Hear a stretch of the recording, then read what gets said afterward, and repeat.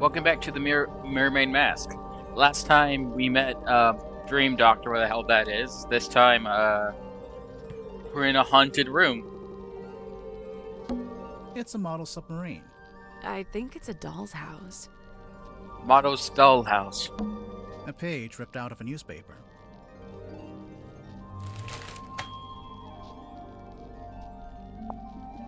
Lady looking for last chance audience. Young illusionist. Currently eating lunch, so.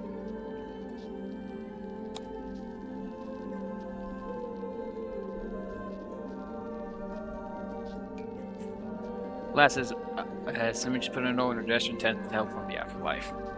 That's a good Oh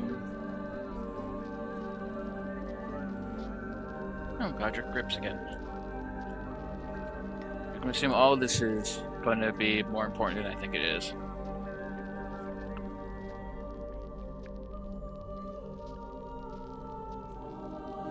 But yeah, a good magician occasionally puts humor in their act because it helps. Someone's just serious about magic all the time. It's not as amusing, and it doesn't help sell the illusion. You need risk. You need the idea something will go wrong. So the idea of, yeah, you got put on hold in the afterlife is hilarious.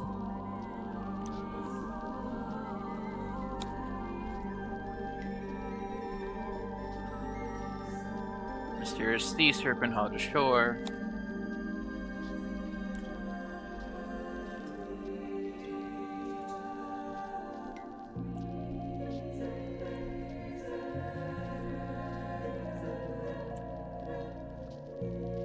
No eyes, a serpent sword, but it has arms, so a dragon. The serpent it is, then. A walking stick, standing up by itself. I think it's part of an illusion. What illusion? Invisible man, maybe? I don't see it. It's a magic vanishing cabinet. I think it's just a wardrobe. Let's take a look inside. Oh, it's empty. Vanished. It's a seahorse rocking horse. Oh, can I ride it? I don't know. Are you a small Victorian child? Yes. It's a wooden chest. What's all this stuff on the top? Puzzle? Puzzle!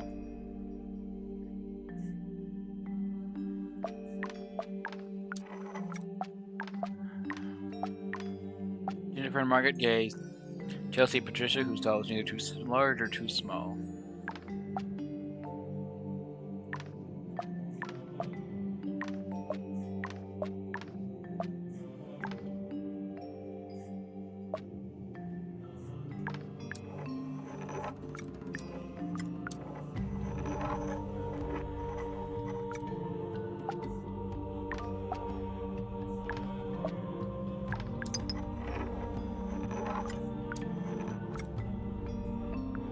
Oh, that was it. Nice work. It opened. What's in there? And I. Why did we want this?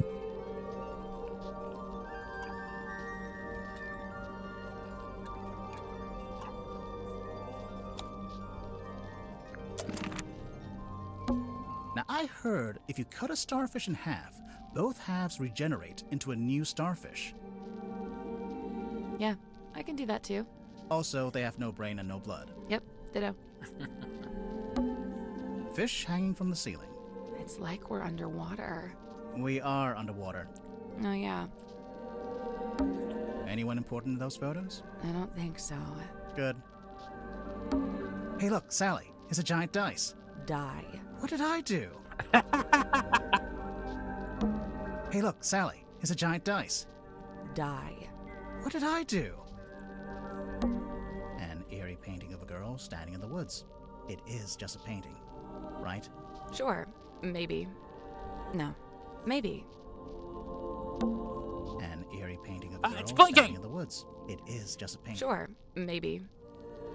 No. Maybe. I see you blinking.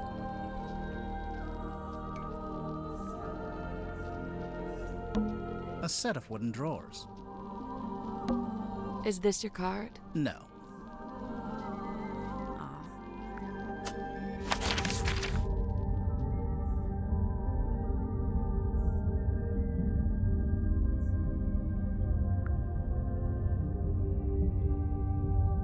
Go in all the rooms I can before I go back to the control room.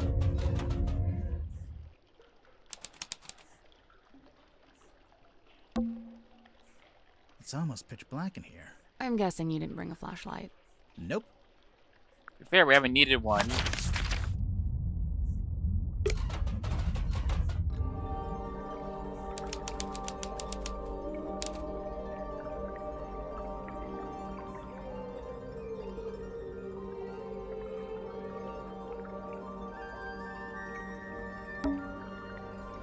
Old glass. Looks like they've all been salvaged from the ocean. Hey, this one has a message inside.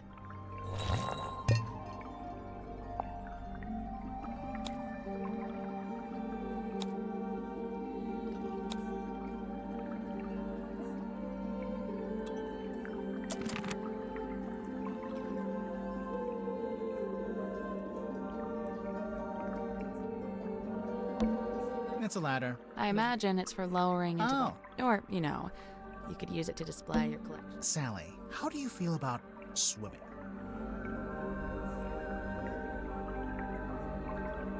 Nope, not happening. It's a treasure chest. We can't reach it while it's underwater. What a tease. Old glass. Looks like they've all been Hey, this one has a message inside. It's a diving helmet. One of those old, heavy ones. You think it's a safe? Nah, looks pretty dangerous. A safe. Oh!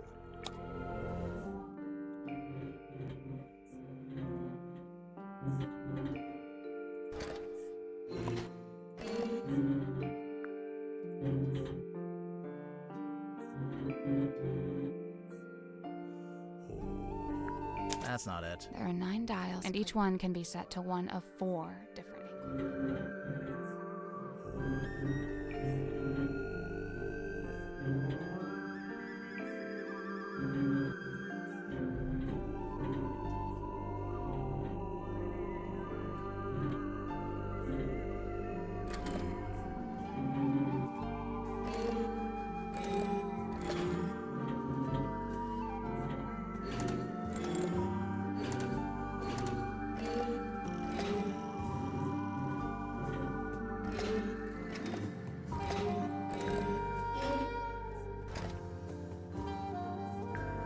Just gonna rest my brain. I don't know what I have to do there.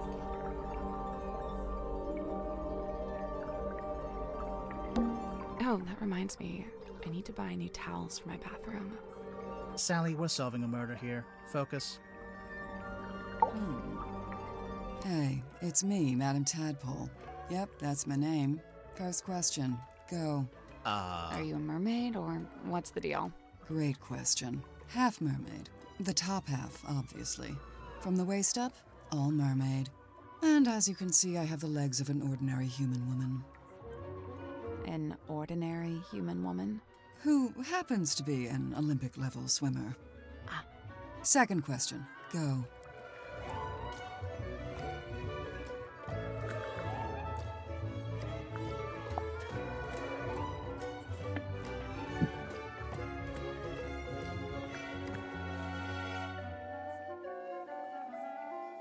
Where did you find this? Symmetry had it. Does it not belong to her? No, it belongs to Magnus. Just the front page? Or did he have the whole newspaper? Just this one page. Why is he so interested in Sim's old magic act? He's not.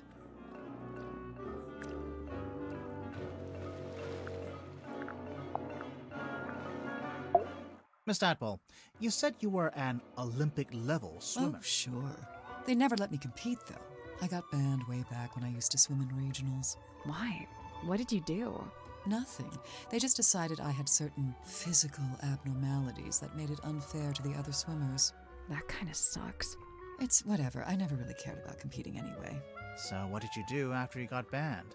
Oh, you know, left home, traveled, got a job, quit that job, traveled some more. And, have you always been green? Oh, you finally built up the courage to ask, huh?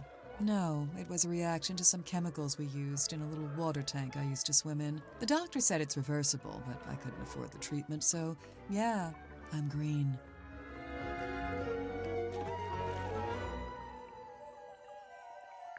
I really liked him.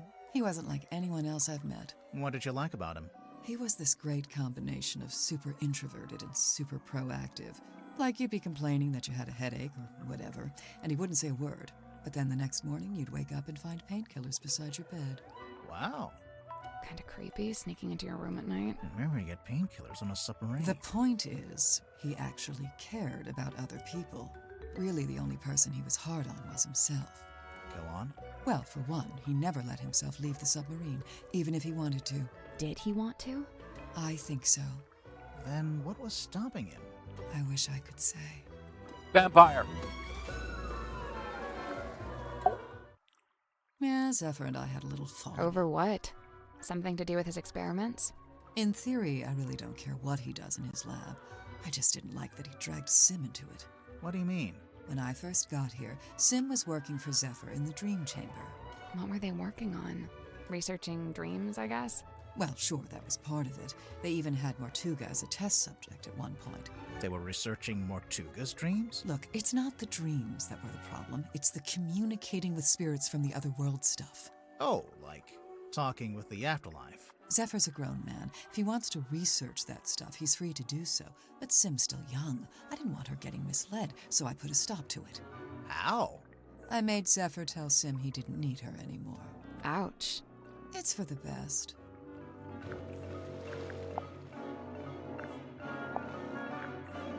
So, Madam Tadpole, you're a professional swimmer? Or a professional mermaid? I'm not a professional anything, not anymore. I'm done with all that. Do you have gills? Nope, it's a tattoo. Sorry to disappoint. It's cool. Why'd you get it? I've always been real good at holding my breath underwater, like scary good. The other kids used to call me Fish Girl. Ah, kids can be mean. I'd say they had it right. How come you're here on the submarine? Okay, so I like to go diving. In the sea, deep. Oh, like with an oxygen tank and a mask? No. I don't use any of that stuff. Anyway, so one time I went too deep. I wasn't going to come back up. I was pretty much done for. Somehow Magnus found me, pulled me into his submarine. He brought me back. I owe him my life. Wait, so are you from Silkworm? Were you living in the town? Nope, I'm from far away. Then how come you were diving into this bit of ocean? Oh, well, yeah, I was visiting the town.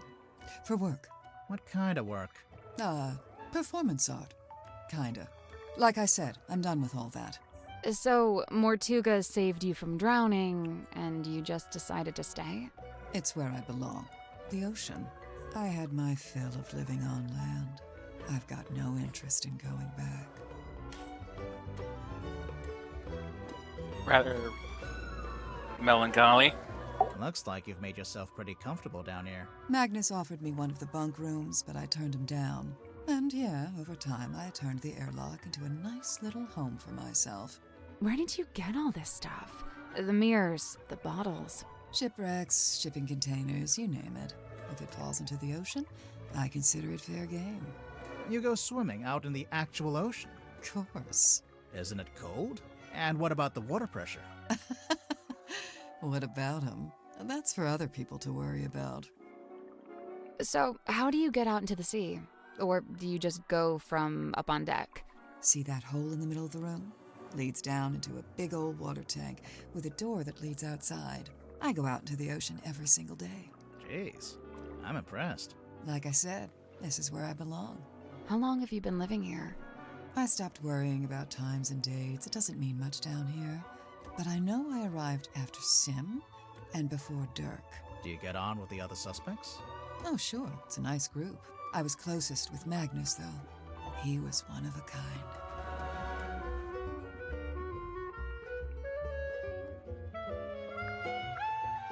I remember the sub did a weird kind of tilt.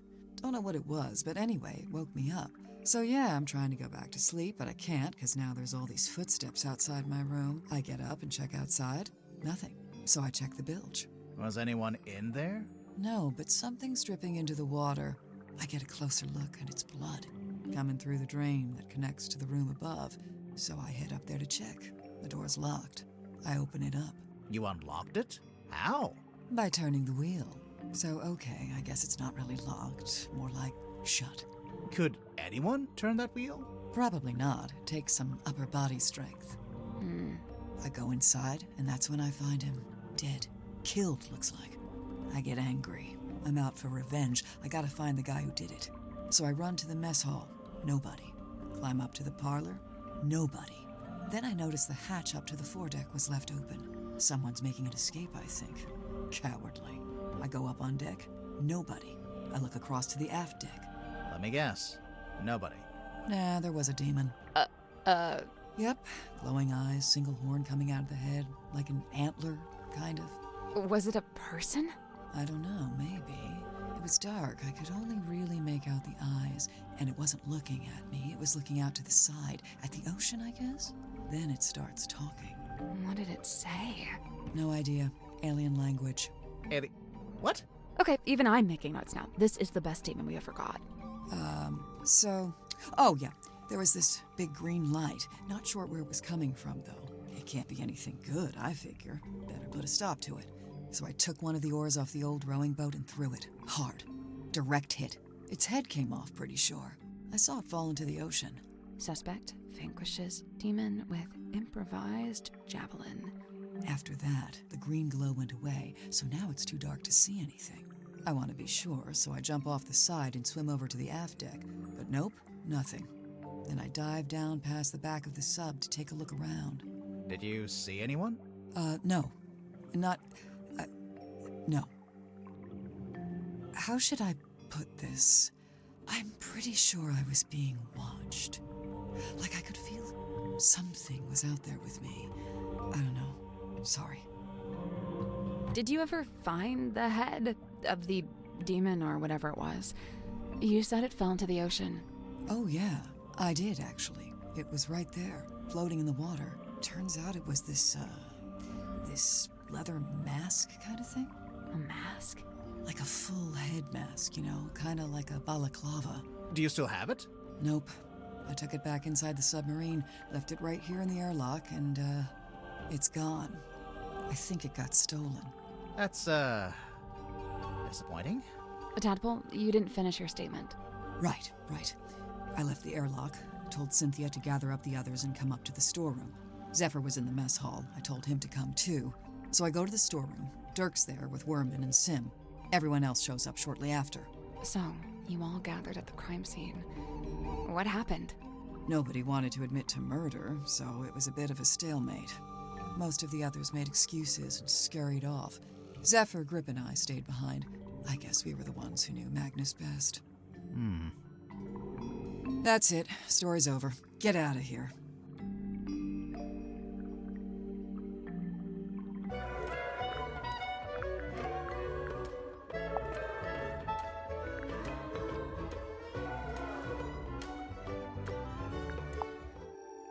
What? I feel like I know what this is. The thing in the painting. You've seen it? Not seen it. More like felt it. I'm pretty sure it's out there. Maybe even right now. Should we be worried about this? That's up to you.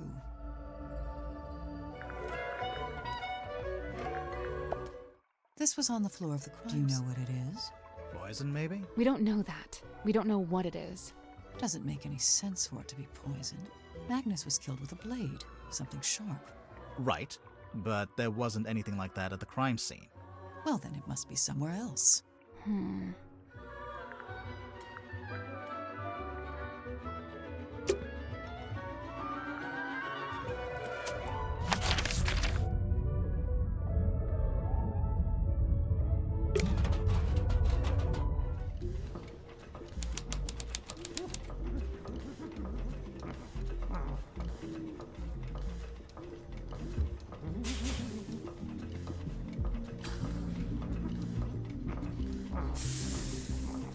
You're gonna be fun, aren't you? Hello? Is anyone there? I think there's someone in that basket.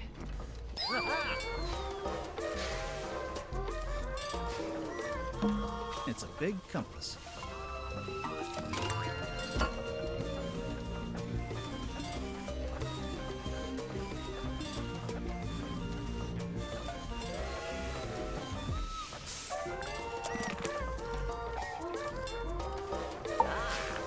What on earth are you doing? Aha! Customers!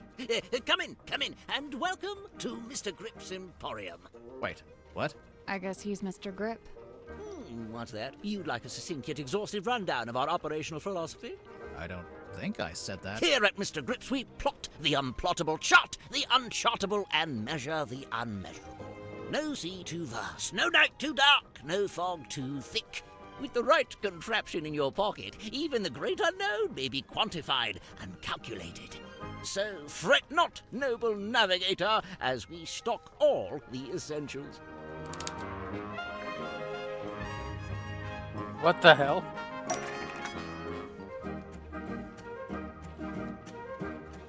Is there... Do we buy stuff in this? Is this... What the hell? I'm sorry, you can't afford this item. I don't want it. I'm afraid you don't have enough money. I know! I'm not trying to buy anything! Apologies, you can't afford that one. Ugh. Mr. Grip, we're not customers. We're detectives. We need to talk to you. Oh. Why didn't you say so? Now, what is it you wanted to know? Can I get your full name? Godric Grip of Mr. Grip's Emporium. And that's this little shop you run down here in the engine room, for some reason. This is merely the newest branch. The flagship site is back in Circus. Yeah, we saw it. It's all boarded up. As well, I can't make a living selling compasses to the ghosts in a ghost town, can I? So that's what you do? Sell compasses? Seems kinda niche. We buy, sell, and service all manner of nautical navigation equipment. What's that? Ah, yes, we also provide cartographic consultation. We'll analyze and decipher any map, all for a low, low fee. Some maps may be invalid, fee to be decided on a case-by-case basis. Sorry, did you just talk to your stick? You mean Cornelius Kane? And he's given it a name. Great. Don't ask any follow-up questions. Maybe he'll let us move on.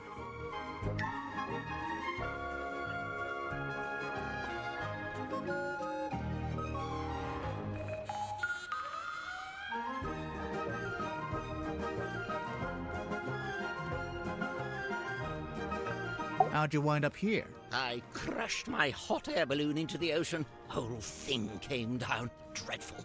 And of course, I've never been a swimmer, don't have the upper body strength. How'd you crash your balloon? A rather spirited disagreement with a flock of migratory pelicans led to an abrupt Sure, okay. And the actual reason? storm. There we go. Wait, so you're an aeronaut? I thought you were a shopkeeper. Yes, well, you're quite right, of course. But I've been inspired to leave my shop behind and head out on a journey of discovery into the great unknown. That was the plan, at least. As you can see, I didn't make it very far at all. So there's a storm, the balloon crashes, you fall into the ocean. Then what? Enter Captain Mortuga. He finds me adrift, fishes me out of the water, and promptly places me here. In the engine room? Was every other room taken? On the contrary, only Mortuga and Zephyr were living here when I arrived, so I rather had the run of the place. Cornelius and I just agreed this would be the best place to set up shop, as it were. Why did you set up your shop again?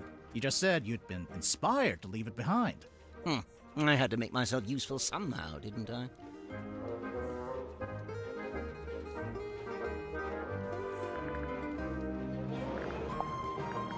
I'm convinced Tadpole is just branding. Nobody names that child Tadpole, come on. Why would she need branding? You're serious? She's all branding. The name, the look, the identity as a half-mermaid, it's all theatrics. I just don't get why she'd need to have a fake identity like that. No, she doesn't, not anymore. It's vestigial, I think, left over from some previous endeavor. Weird, isn't it? Bringing your old branding with you onto the submarine, what would be the point?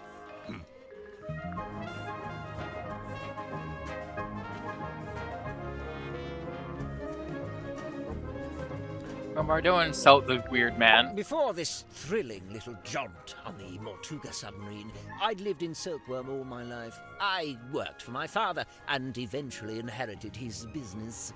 Godman Grip's nautical and aeronautical precision measurement and navigation instruments. Snappy title. I eventually trimmed the name down to just Mr. Grip's Emporium. That was around the same time I hired young Cornelius here as a much-needed second pair of hands. He's a stick. He does not have hands. Yes, running that business was my whole life for many years. Slow, sometimes tedious work, but I was extremely good at it. I especially relished in the task of deciphering and restoring old maps. The more decrepit they were, the more I enjoyed it. And now you live in the engine room of a submarine. Must be a big change. Yes and no. He lived and worked in the inn opposite my emporium. I'd see him when I offered my custom at the inn, and in return, he'd come by my shop. As a sailor, Mortuga shared in my interest of nautical navigation. He even hired me for a job once. Did he tell you he was planning to go live on a submarine? I don't think he told anybody. After his disappearance, all I had was several largely unsatisfactory rumors. They said he disappeared into the sea, whatever that was supposed to mean. The first time I laid eyes on his eponymous submarine was when it rescued me from my fallen balloon. I can't tell you how surprised I was to see Magnus Mortuga step out onto the foredeck, although he wasn't quite the same man I'd known before. How do you mean? The light in his eyes was dulled, like he wasn't really there. And what had happened to him? Well, I'd never found out. But you know, perhaps the rumors were true after all. Perhaps he had disappeared into the sea. Vampire? What'd you make of old Dr. Zephyr? Not a fan? There's been some speculation that his experiments may be dangerous or even harmful. Although it's hard to be sure, since he seems so reluctant to admit what they actually are. You don't even know? I would have thought, since you've both been here for a while. Well, yes, Zacharias was one of the only 2 souls aboard the submarine when I arrived, but he never made me feel especially welcome, and he certainly wasn't keen on me poking around his dream chamber. In fact, he always seemed somewhat wary of me, like my arrival was going to scupper his plans in some way. I guess Zephyr and Mortuga weren't expecting anyone else to show up.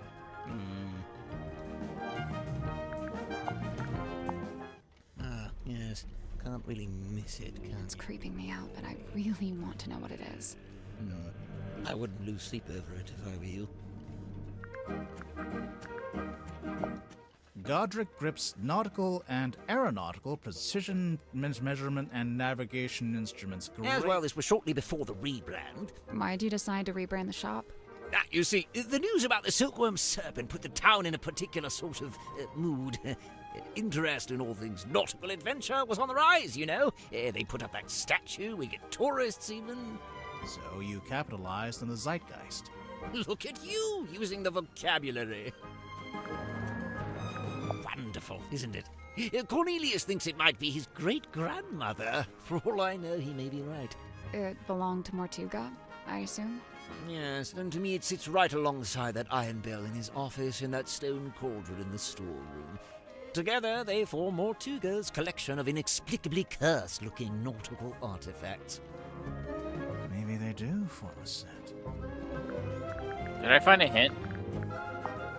So what's the deal with this I've no idea. Really? I figured you've been here a while. Surely Mortuga would have mentioned it. He never did. Seems like he was keeping it secret. From who? From everyone. Why would it need to be a secret? Maybe he just wanted it all for himself. Yeah, whatever was in there, I mean. It wasn't really Mortuga's modus operandi to be selfish like that. Quite honestly, it's more likely to be the exact opposite. What, so keeping it secret was him being selfless, somehow? Like if it was dangerous. He kept it hidden as a way of keeping you all safe.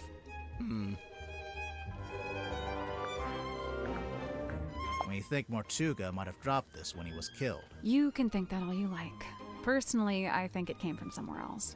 If it wasn't dropped by Mortuga, perhaps it was dropped by the culprit? Might have been neither. You're suggesting this bottle made its own way into the crime scene? Maybe.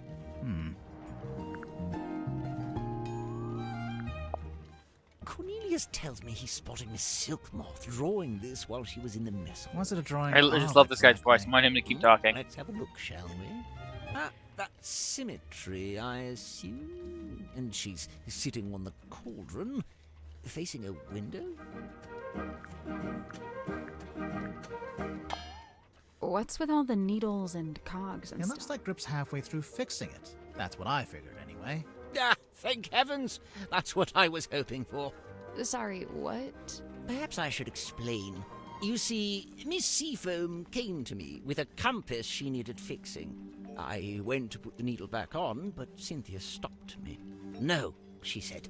The whole thing is broken. You'll have to take a look at the insides. You'll have to replace the needle. For some reason, she seemed to need it to be true. She needed the compass to be broken. I told her I had various spare needles I could try out as replacements, and here we are. And you left it out so Cynthia would see it? So she'd think you were actually fixing it? That's the idea, yes. So if you kindly put it back where you found it. What do you make of this? A message in a bottle? There's a little drawing, too. Some kind of symbol? To me, it looks like a diagram. Where did this bottle come from? I'm pretty sure Tadpole fished it out of the ocean. That's looks how like she an got image all the of, stuff in the room, I think. The crime Well, that's a scene. delightful little habit, isn't it? I didn't say anything because I thought it was obvious, but if they're acting like it's not that, then I'm just going to say it outright. It looks like an image of the crime scene. Where on earth did you find this? It was just lying around. Do you know what it is? What I do know is that it belonged to Mortuga. But you don't know what it was actually for. I couldn't say with any academic certainty. This is from a ship's sail. I think so? Did you sell sails in your shop? No, ship parts like that fell within the remit of the Drummond shipyard a few doors down. Good heavens. Something catch your eye? Rumored to be lost at sea. Requires a special key. Is that right? The mermaid's tongue? Do you know anything about it? No, can't say I do. Based on this, I wonder if it may not even be real. After all, there isn't even a photograph. That's just a drawing. Some kind of pattern. It almost looks pictorial. Does it mean something? It might do. I imagine poor old Zephyr has been trying his best to figure it out. Aha! A crystal ball! Oh, how quaint. What's that? What's it for? Oh, you know, the usual. Whispering questions into the great unseen beyond, hoping without hope to get a response. Do you know if Zephyr made this himself? He must have done. He didn't have it when I first got here. In fact, I'm pretty sure he measured Mortuga's head to get the shape right. No bladed weapon of any kind was found in the room. Yes, I noticed that too. The missing murder weapon. Classic. Any idea where it might be, or what? Not yet. That's been every case you had so far, Grinmore. Let's see here. Nope. Doesn't say it anywhere. No based on, no inspired by. Inspired by what? True events. Then again, I suppose it is largely imaginary and mostly guesswork. I'd imagine that gets him off the hook. Let's see. I'd taken Cornelius up to the mess hall. Poor fellow needed a little repair work, you see. Were you alone up there? Aside from Cornelius, I mean. No, Werman was there, working away on his typewriter. Then, all of a sudden, somebody new came down the ladder. A woman by the name of Mariana Moon. Werman and I conversed with her for a few minutes before Mortuga himself entered the room.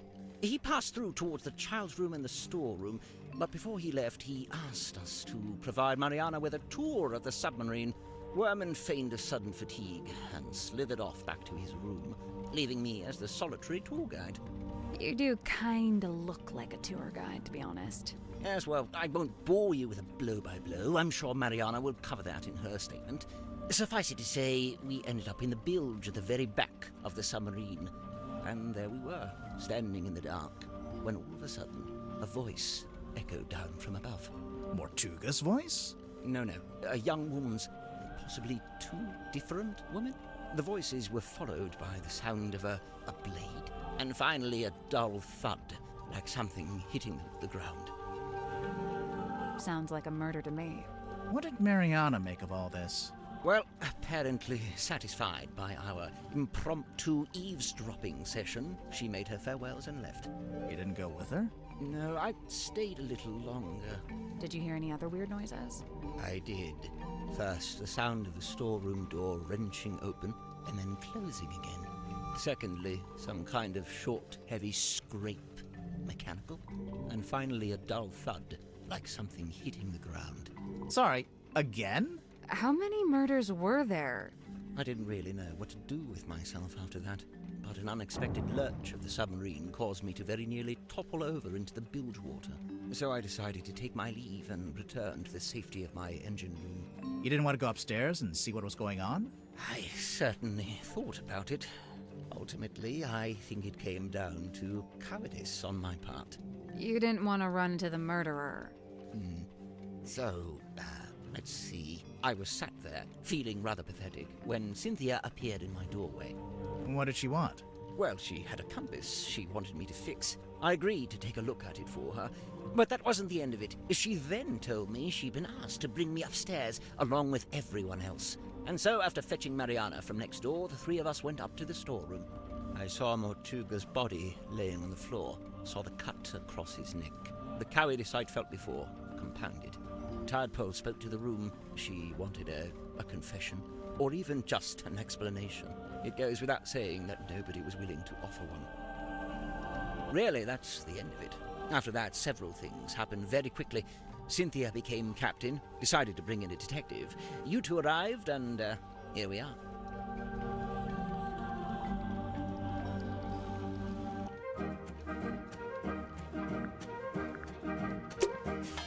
I'm gonna find more clues to give you later.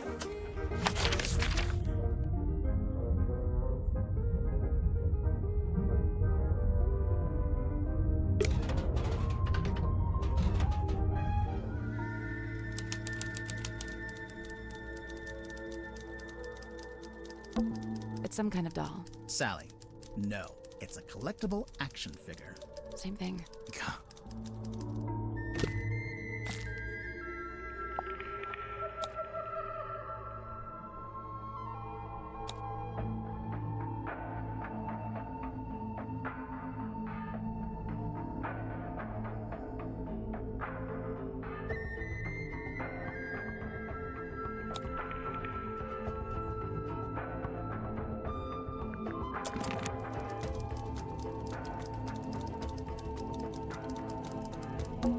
It's a punching bag. Looks like it's been recently punched. What? There's a sink here with its own Looks little... like someone's been using it to shave. It's a suitcase. Clothes are neatly folded inside. Smells like, I'm getting bergamot, cedarwood, and notes of citrus. You done sniffing the suitcase? Is that a tuxedo? You never know when you might have to go to a fancy party. What's this in the front pocket? It's a cell phone. It's locked. What do you mean it's locked? How can a phone be locked?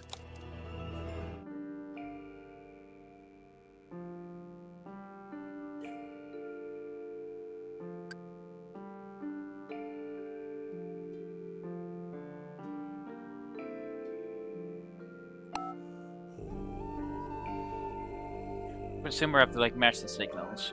So.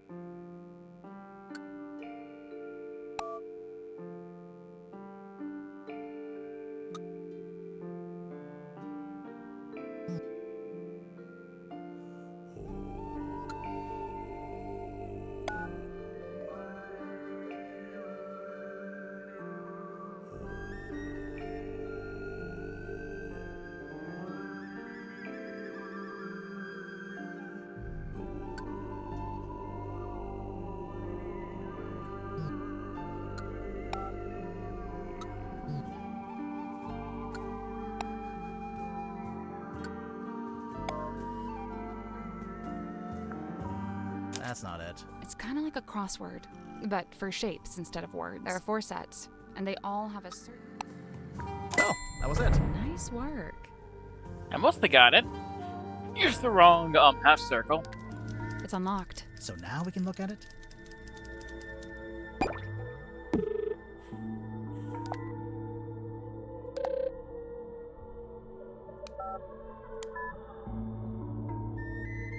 Steve, Jimmy.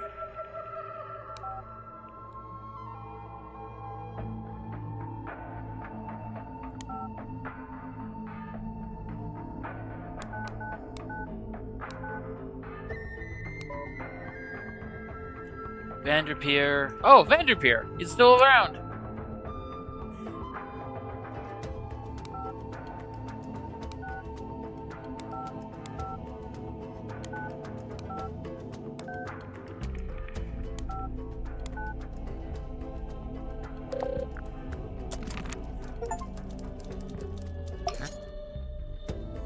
Sir, if you have a minute, I'm Detective Grimoire. and- 2 detectives, 1 short, 1 tall.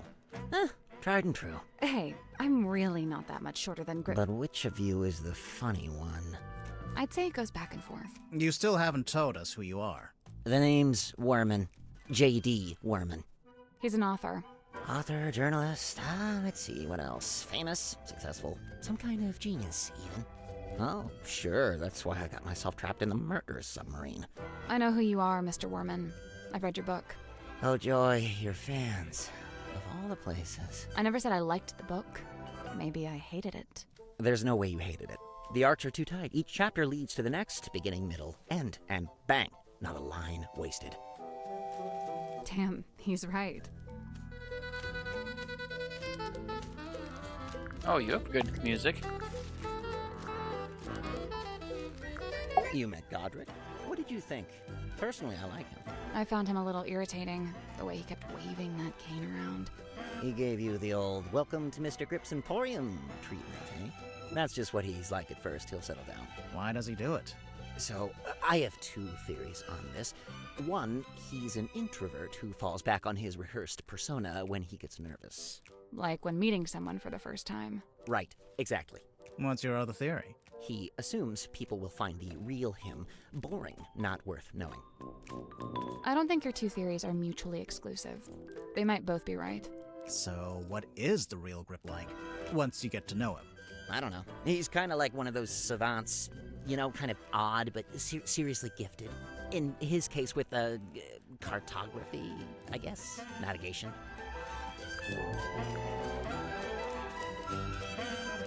I don't understand what his deal is, but I already have a headache, so I'm just not gonna worry about it. What did he say he was? I like how this guy A talks. dream doctor? Great. Good for him. He's researching spirit energy, I think. Lovely. More power to him. And he was the first person to join Mortuga's submarine, because they knew each other from before. Wonderful. I don't... Wait, really? Zephyr's not from Silkworm, though, is he? I don't think so. Interesting. Well, thanks a lot. Now I have yet another thing to think about. Have fun! Cuts quite a figure, doesn't he? Like something from myth. He was real, of course. Flesh and blood. I imagine you must have been curious to meet him. As anyone would be. Did you get to know him at all? It's funny. Going in, I heard he was, the strong and silent type. But I didn't find that to be the case. So he was friendly with you? In his own way. The day I first arrived, he invited me into his cabin, just to talk, apparently. What did you talk about? He asked me about my home life, my family, my father. Not to be rude, but why would Mortuga care about any of that? To this day, I'm not quite sure. I think maybe he was after some kind of information about the outside world, and thought I might be a good source. Vampire. So what made you want to become a writer? That's all I've ever done. I was given a job Or writing he's for a newspaper Flying when Dutchman I and was can't pretty leave young. his submarine. Given a job? Yeah, friends in high places, Like who? My father was the mayor. Ah, that'll do it. And did you enjoy writing for the newspaper? Sometimes. Other times it was painfully dull.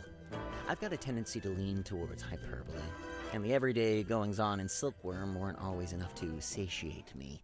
For every rumor of a cursed man disappearing into the ocean, you'd have 10 elderly couple file complaint over garbage collection. Rumor of a cursed man? Wait, you wrote an article about Mortuga? Oh no, I quit before that. I left town and went off to the city to be an author. And the result? Hex of the Helmsman. 50 national bestseller lists. As we speak, it's being translated into 5, 6, 7, 8 more languages. Must be nice. Your first book, and it's a big hit. I'm not complaining. I can see why you'd be writing a sequel. I really don't have a choice, do I? This is how things go. If you get a success, you have to keep it going.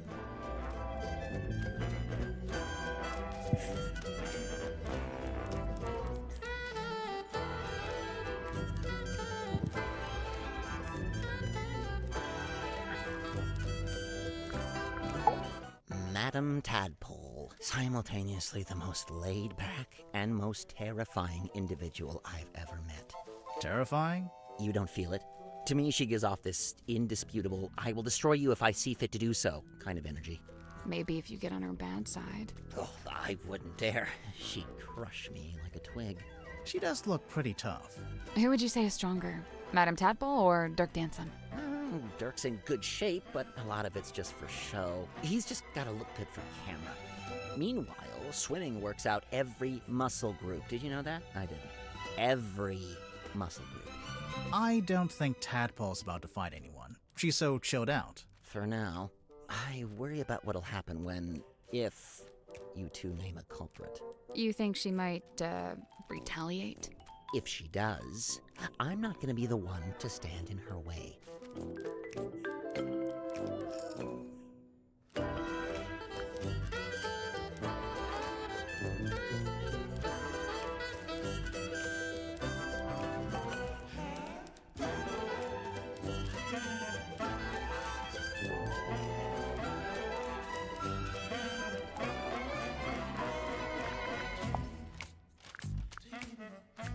Oh, I can't stand these things. A procrastinator's worst nightmare. It's why I use the old typewriter. No distractions. Does Dirk spend a lot of time on his cell phone? Not in here. He goes up on deck to do it. Why? Who knows? It's not my business.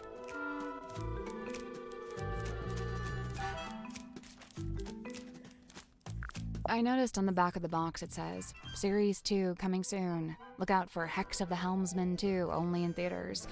Kinda presumptuous, isn't it? Considering you haven't even written the book yet. Thank you. That's what I said. I raised a fuss about it at the time. My objections fell on deaf ears, as usual. Why are they so keen to make a second movie, anyway? What else? Money.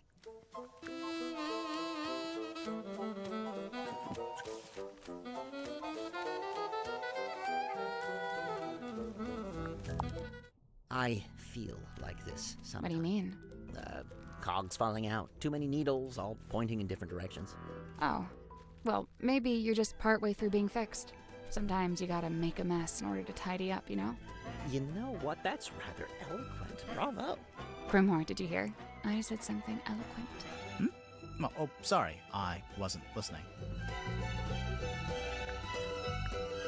Grimore was never seen again. What?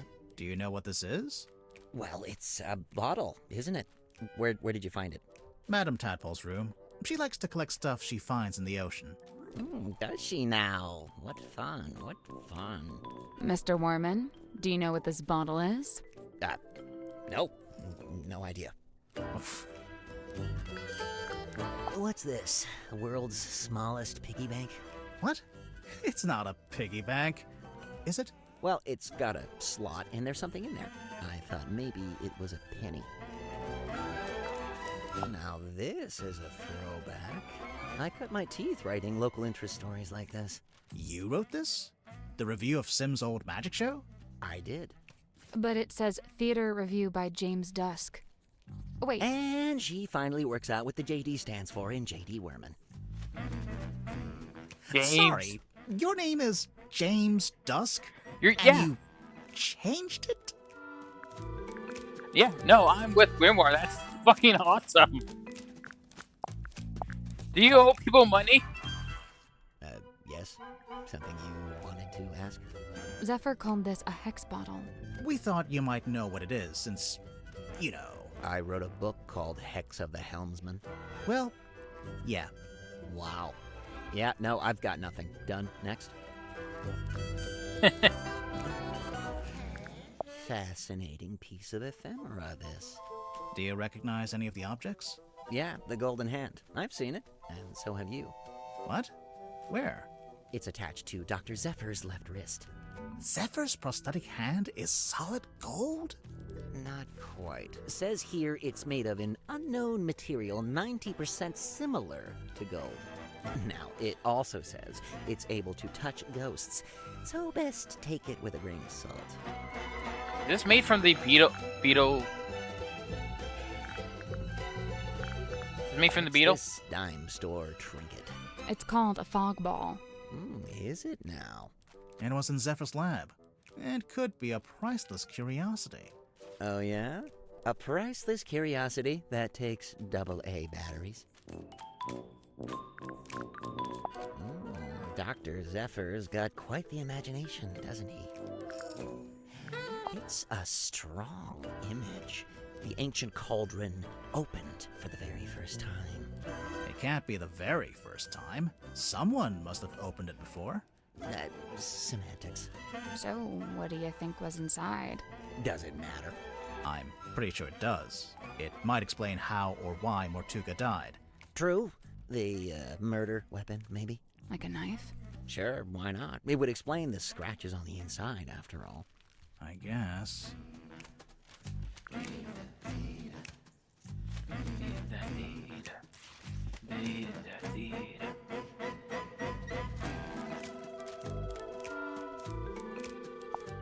The Stargazing Girl. Sounds like a good title for something. Like a book? Or a film? A one-woman play, surely. Picture of a moon. Tried asking Mariana Moon? Wow, never would have thought of that. Occam's razor, my dear. Who? I don't think we've met him yet. Great pull quotes. That's some strong marketing for a small-town theater. Did you ever see the show? Yeah, I did, as part of my old newspaper job. Why is it called Lady of the Looking Glass? The central trick was Symmetry talking to herself in a mirror, only sometimes the reflection didn't move with her. How did she do it? My guess is the mirror can switch between being reflective and being see-through glass. You know, looking through to a second Symmetry on the other side. An identical twin, maybe? Probably just a very good dummy. Have you ever seen this painting before? Before the submarine, I mean. Yeah, it used to hang in the Stone Top Inn for a little while, at least. Really? Seems like it would scare away all the customers. Nah, the old sailor types love stuff like this. It's a conversation piece, isn't it? I tried asking Mortuga what this was. No luck? He just said it was something he'd picked up on his travels. Picked up where? Floating somewhere in the middle of the ocean? Yeah. I assume so. Let's have a look. Murder victim locked himself in the room. Body discovered. No weapon found. Cauldron open for the first time. Yeah, nice. Just enough information to hook you without giving too much away. Cynthia knows what she's doing. So, you've read it, Sally, but Grimoire hasn't? Nope. What's it about? I'd really rather not reduce it to a single sentence. It's about a guy named Marcus Mordoom looking for something called the Devil of the Deep. And does he find it? I just think it'd be better if you took the time. Yeah, kind of. It gets a little abstract towards the end. So what? It's just Marcus Mordoom on a ship, and that's it? We're talking about several themes carefully laid on top of each other. It's also a love story. Marcus is in love with a woman named Belicia. She's his captain. I don't see her on the cover. Really, all the nuance is lost if we just... No, she's there. Kinda. Like I said, it gets abstract. I'll take your word for it. If you'd like to read it, I have a spare copy you can... Nah, that's okay. No time.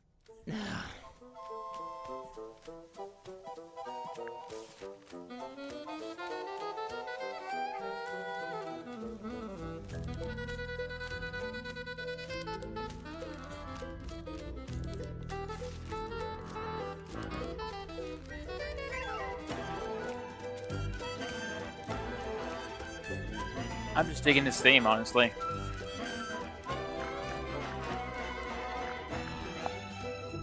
So, Mr. Werman, you're a famous author. That's what they tell me. How did you end up on a submarine? I came of my own volition. Why? I wanted somewhere quiet to work on my next novel. Minimal distractions. Not saying it's worked, but You're writing a sequel? trying to. Hang on. A sequel to what? Grimoire, are you not paying attention? Ah, there she is. Benefactor and burden both. Sally, how did you know to bring the book with you? Because Mr. Worman's local to the area. It says so right here. Hailing from a small fishing town named Silkworm on Sea, J.D. Worman moved to the big city to write his first novel. My publisher wrote that. It's quite true, but she made it sound so saccharine. So you're from the town, you moved away, and then you came back. Now, see, you've gone too far in the other direction. That's too utilitarian. I get going back to your hometown for peace and quiet, but then to end up on the submarine? How did you even find out about it? Did you already know Mortuga? Oh, I knew of him. He's a figure of some infamy, submarine included. In fact, it was good to finally put a face to the name after all those years.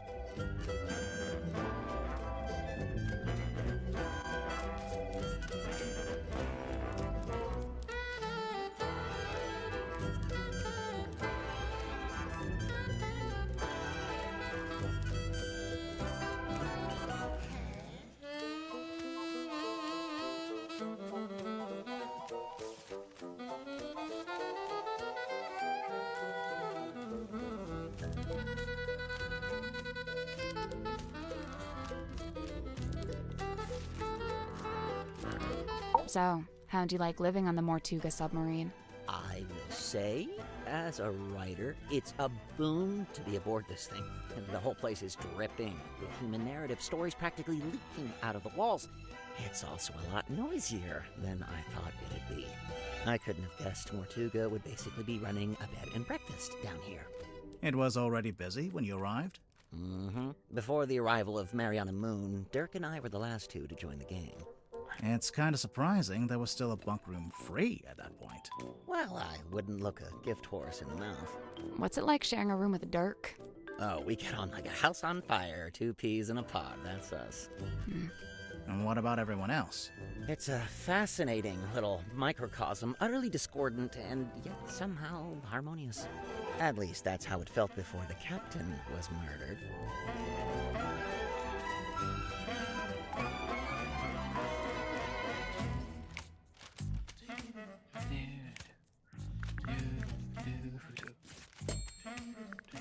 Night rolls around and I can't sleep, as usual. I say night, I'm referring to the indistinctive block of time we on the submarine have agreed to collectively refer to as night. Anyway, I'm wide awake, so I stay up to get some writing done. I don't want to deprive Dirk of his beauty sleep, so I took my typewriter out into the mess hall. Was anyone else in there? Godric came up a few minutes later, brought some kind of busy work with him. So there we were, whiling away until I look up and see this woman, Mariana Moon, apparently. Good name. Probably fake, but good. She got straight to work trying to extract my entire life story, but then Mortuga shows up and we all go quiet. The guy looked miserable, and he passed straight through the room like a ghost. But before he leaves, he asks us to show Mariana around the submarine. I really didn't have the energy, so I made an excuse and left. I slept for barely an hour before a big jerk wakes me up. I'm not talking about Dirk. I mean, the submarine, it moved, tilted. Anyway, I tried to get back to sleep, but no. Now there's a scream. Dirk and I follow the sound all the way down the corridor. Symmetry's frozen in place in the doorway at the end. And behind her, Mortuga, dead, laying in front of some ancient stone cauldron. The lid of the thing flung open, like something had just burst out of it. The whole scene was otherworldly, like a painting. Then Madame Tadpole arrived, with just about everyone else trailing behind her. Tadpole brought everyone with her, so she already knew about the murder. From what I gather, she discovered the body and then left to go get everybody else. And you know, I really didn't want to get in her way, so I returned to my room to await further instruction. Did you go back to sleep? No, I couldn't. I went back to work. Figured I'd be better off keeping busy, you know.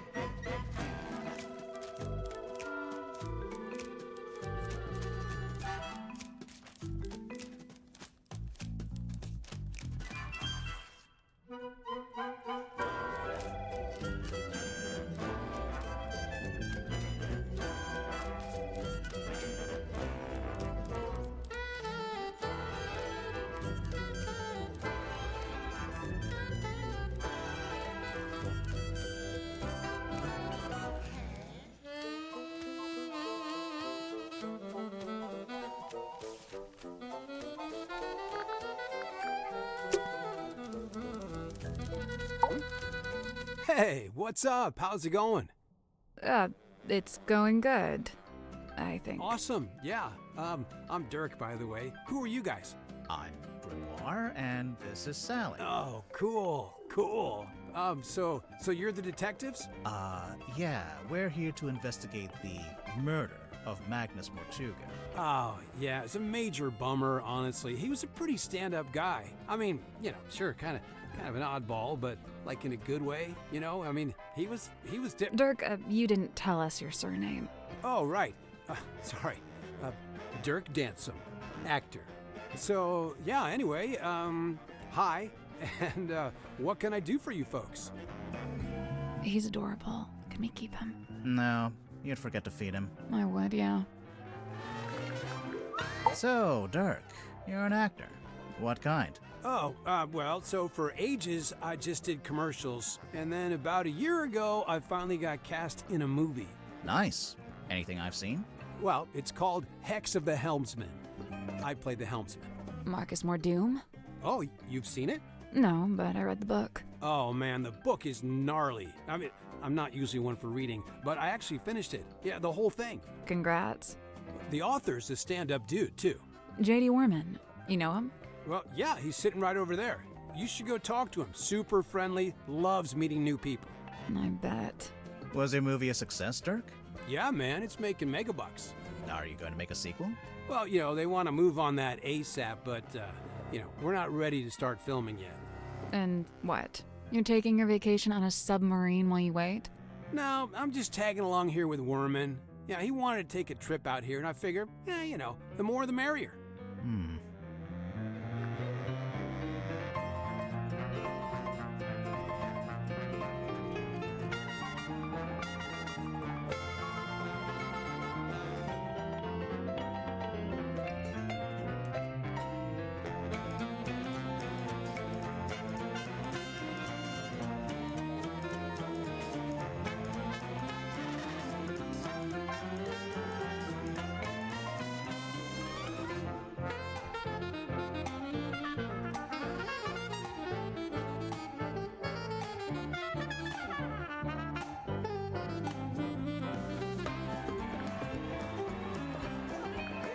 What do you make of the Mortuga submarine? Man, this place is wild. It's like something out of a weird old book.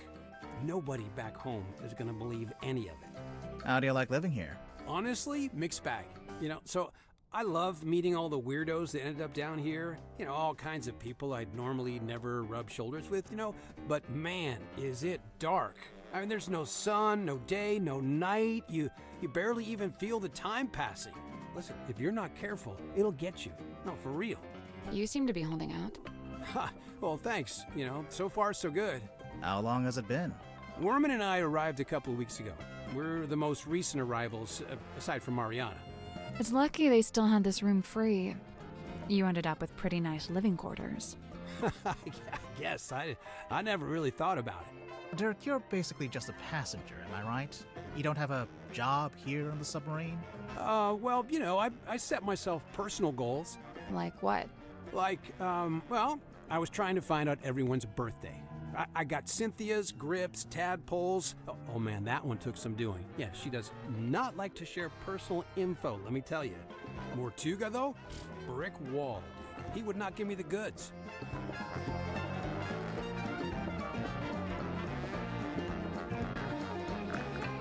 I got woken up when the submarine did a weird kind of movement, like a sudden tilt. It woke Werman up too. So yeah, we were both sitting there, awake, not sure what's going on. At some point, I got curious what time it was, so I looked at my watch.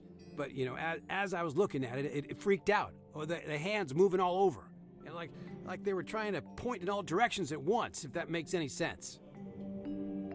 Anyway, I didn't have any more time to think about it since then we heard this scream. Yeah, Werman and I left our room, went through the mess hall and towards the storeroom at the end. It was unlocked. Sim was standing in the doorway.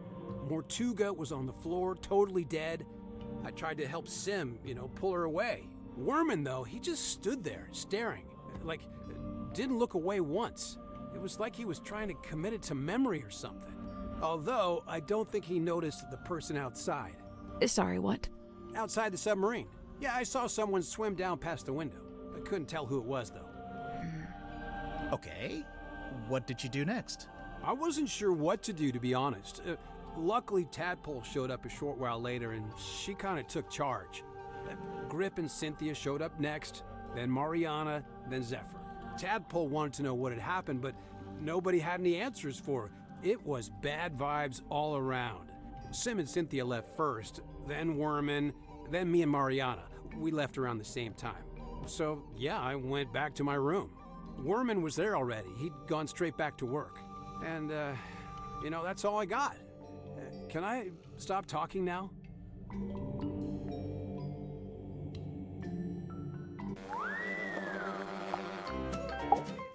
Tadpole? Oh, she's awesome. Got all kinds of... Takes some work to get them out of her, but it's totally worth it. Get this. I found out she used to be a rescue diver, but they banned her for being too good. How can you be too good at that? I don't know. She'd go too deep, stay under too long, break all the guidelines, Huh. I gotta say, no disrespect to Cynthia, but I'm disappointed Tadpole didn't become the new captain. What, did Tadpole say she wanted to be captain? No, I just think she'd be really good at it. I mean, she's smart, brave, plus she knows all about the ocean. I mean, come on. Dirk Dansom, 6'2", blonde, athletic, passionate, adaptable, amenable. Okay, you're hired. Please stop. And how long have you been an actor? Oh man, I've been trying to break into it for forever, but I was getting nowhere until Mr. Vanderpeer said he wanted to hire an unknown for his new project, Hex of the Helmsman. It's kind of a fantasy horror adventure. I play mysterious anti-hero Marcus Mordoon. He's pretty much the main guy. So you went from getting no work to getting the lead in a big movie. Crazy, right? So you're rich and famous now? Well, I mean, yeah, right? I mean, hello? Hello. Hey, what's up?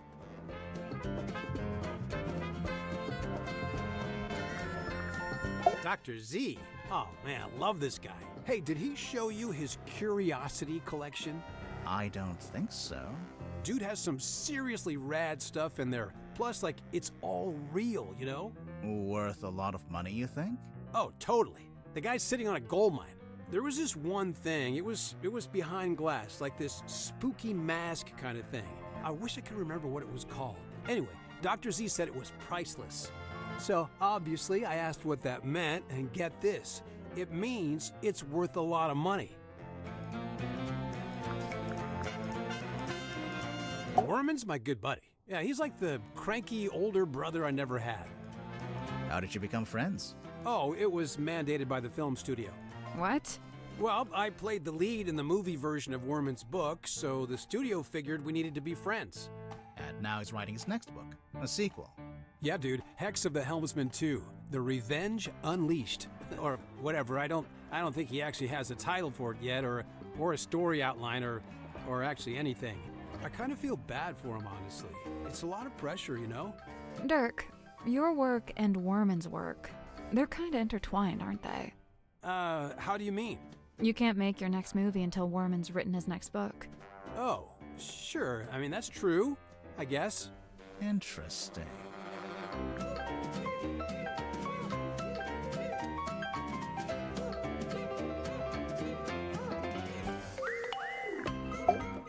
Listen, I heard the dude died because of a curse. Is that true? No, there's no evidence of a curse. Oh, still. Did you get to know Motuga before he died? Man, I tried. Dude was not much for conversation. You know, I tried explaining how I'm an actor playing a character that's kind of similar to him. Figured he'd be stoked. Let me guess. He was not, in fact, stoked. Actually, I tell a lie. There was one thing Mortuga wanted to talk to me about. Oh, yeah? He was super curious about contracts. Like the legal documents. Yeah, he wanted to know how they work. Like, how they can be used to make people do stuff or not do stuff. Weird.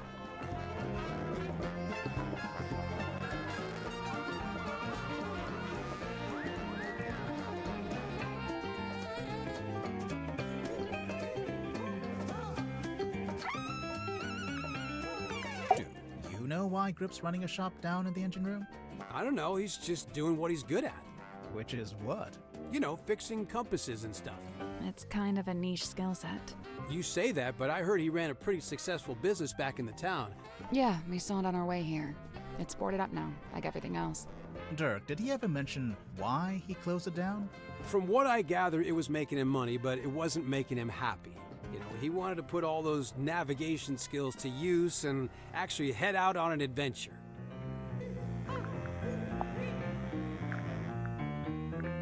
I am officially living the dream. How many people can say they're an action figure? I'll admit it. I'm jealous. You carry this thing around everywhere you go, Dirk. Of course, but I'm super duper careful to keep it in mint condition. Mint condition? I really wouldn't say. Yeah, you know, they told me if I leave it in the box, it'll be worth way more in the future. Yeah, do you have the whole set? Looks like there are 2 other figures in the series. Oh no, they only gave me this one. My co-star Julie has the other 2. This is yours, Dirk? We literally found it in the pocket of your tuxedo.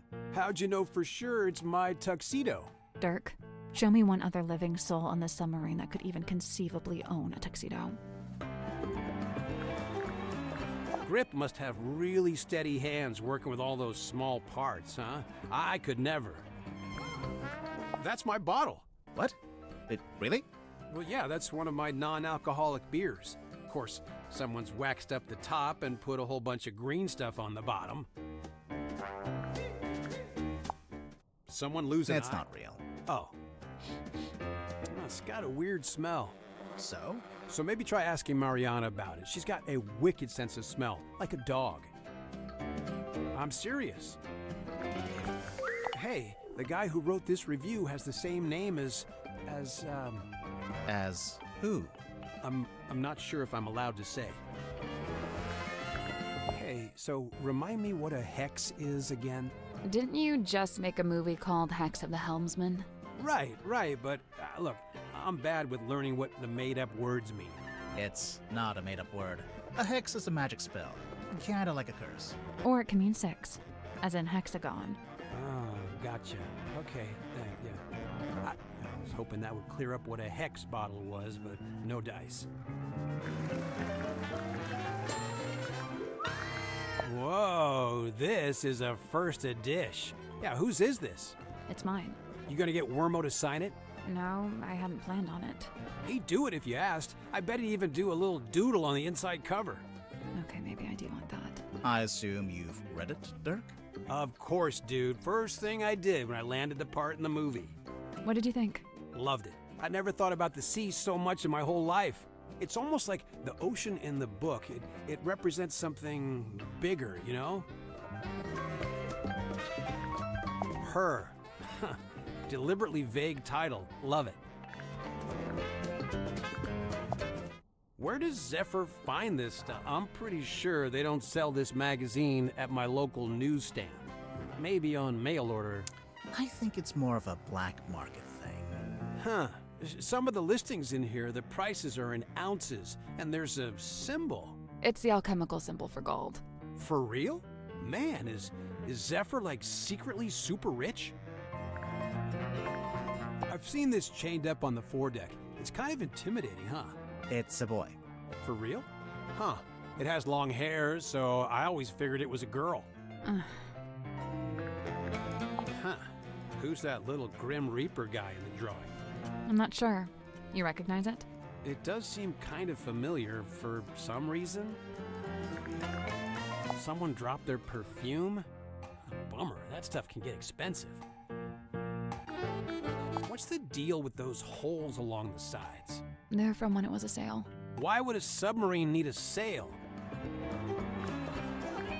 Man, Mortuga really was an odd duck, wasn't he? I mean, who owns something like this? What's it even for? It used to be locked, so I think he kept something inside it. Oh, what? And it got stolen? The thing? Whatever it was? Maybe, yeah. Whoa, I wonder where it is now. Hard to say, since we don't know what we're looking for. But somewhere on the submarine, I guess. Not necessarily. Someone could have thrown it into the ocean. Oh, great. Dr. Z told me this is a dream helmet. Have you tried it out? Nope, I don't dream. What? Yes, you do. No time, bro. Gotta optimize that sleep cycle, you know? If you're dreaming, you're not resting. You're insane. A little bit. Is that a crystal ball? Yeah, I think it's made of glass. Right, but a crystal ball in the sense that it's a magic ball you look into and you see your future or whatever. Oh, yeah, I guess. Why don't you look into it? You'll see yourself solving the murder and then you'll know who did it. It's genius.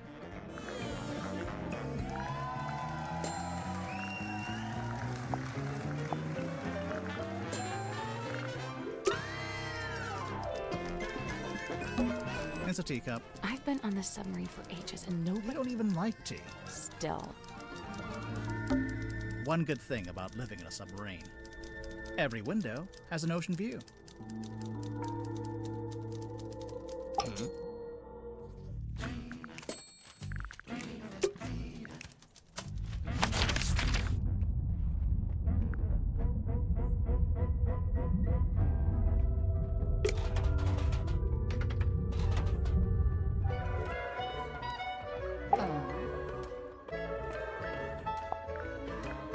So the main character is inspired by Magnus Mortuga? I think so. But Worman changed his name to Marcus Mordew. Nice. Real subtle.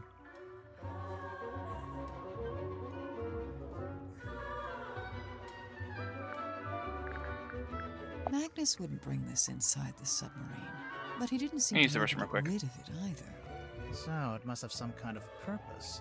We already know what it does. We saw it on the way in. It shines a big green light so you know where to go to find the submarine.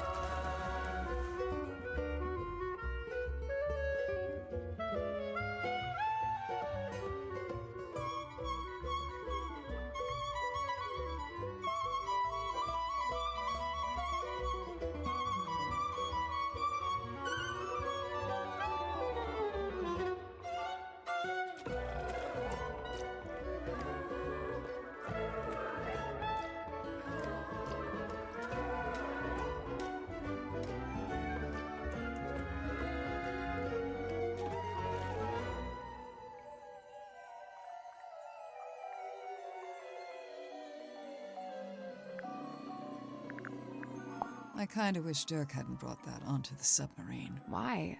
Feels like it breaks some unspoken rule, having contact with the outside world. You know, I think I'd make a pretty good action figure. Maybe a bath toy with little legs that kick when you wind me up. I'd buy it.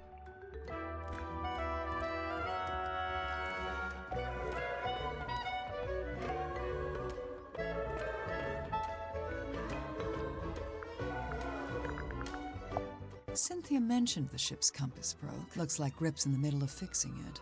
Did Cynthia say exactly how it broke? Or what was wrong with it? She just said it was acting erratically.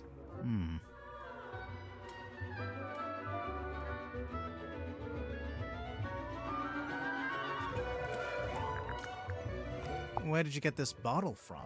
I found it in the ocean, like everything else in here. When? Recently? Yeah, this morning. Was it near the submarine? Of course, I never go too far out. Are you gonna open it up? No way, it's a message in a bottle. If I opened it, it'd just be a message and a bottle. Not nearly as interesting.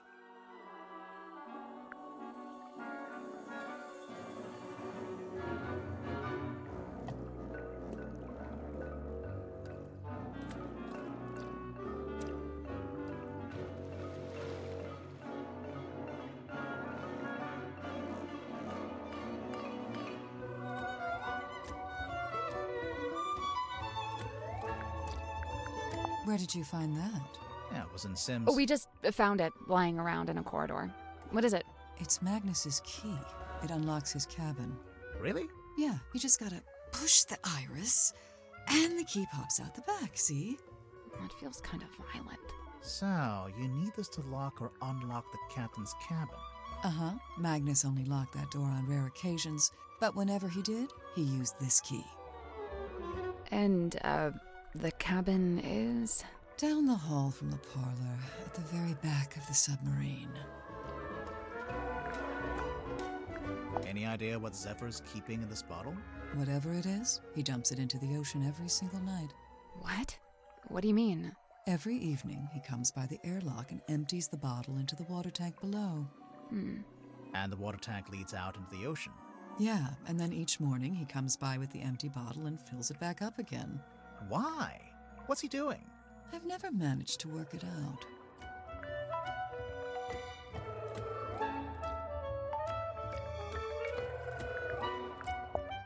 Do you recognize any of these The objects? mermaid's tongue, rumored to be lost at sea.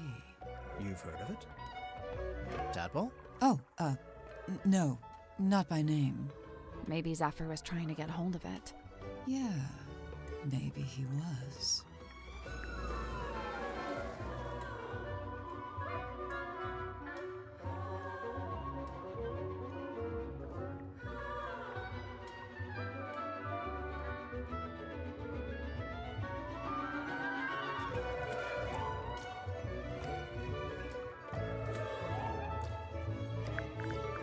That belongs to Sim, I'm pretty sure. It's something to do with her old magic act. You might be right, but we found it in Zephyr's dream chamber. Still? I told him to give all her stuff back. I'll have to have a word with him.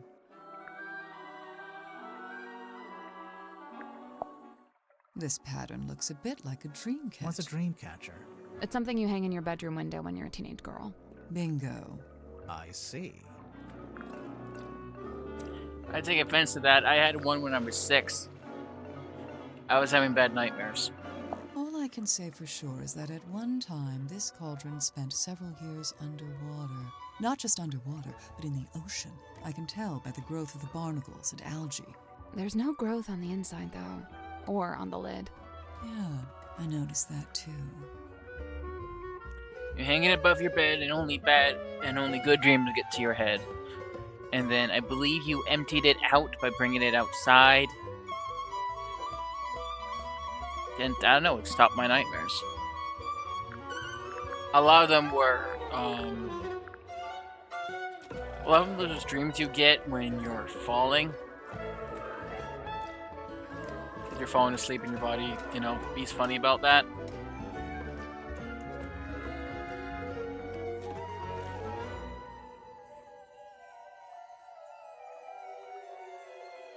had a lot of them as a kid. I just seem to remember at least a couple of times having nightmares about falling into the ocean.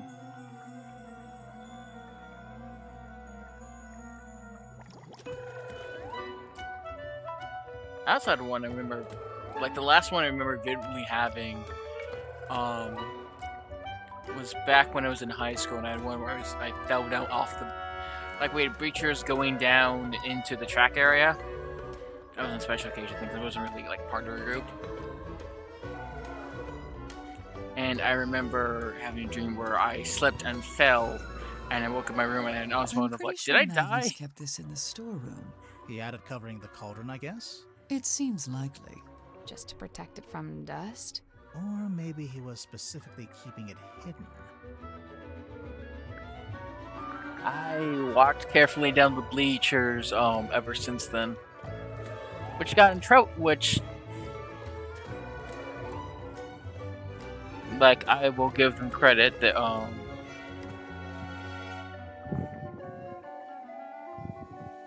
they were trying their best, but there was a moment where, because I was in a special education program. The special education high school people I was with, I wouldn't say teachers, since I was with them, most of my homeroom basically teachers. And the aides basically got a little bit mad at me, when I would be slow going down the bleachers, and I can remember if I properly explained I was worried about slipping and falling. I saw posters just like this up on the walls, and for You went to see Symmetry's show? No, by the time I came through the town, she'd already left. But her posters were still up. Yeah, the owner was scrambling to find something new. I don't think she wanted to admit she'd lost her star act. The theater owner, that's Baroness Fortuna? That's her. And did she ever find a new show? No. It didn't work out. They always walk the curves, run the straights, although they said it the other way around and I misinterpreted it entirely. I fucking hated Jim. Like, everyone hates Jim, unless you're an athlete, but... it felt like they're trying to make me hate Jim. Cynthia had to ask my help at writing this. And She wanted exercise. to put Magnus's age, but she didn't know it. How come you did? He and I were friends. I was really trying to get to know him. Sounds like that might have been kind of an uphill struggle. Yeah, he didn't really like to talk about himself.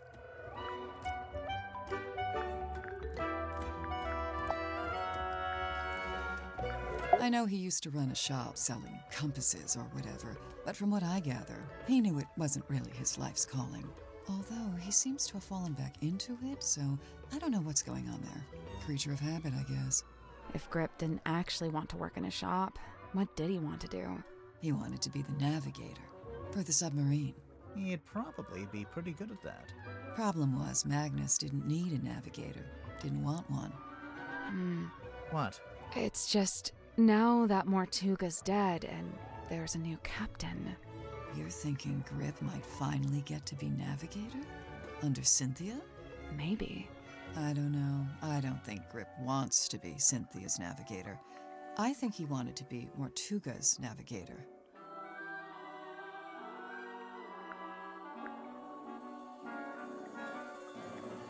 Dirk's got a little crush on me, pretty sure. Cute. He's a good egg, but he's not my type. I don't go in for the Boy Scout look. Now, if he grew a beard, then I'd be open for negotiation.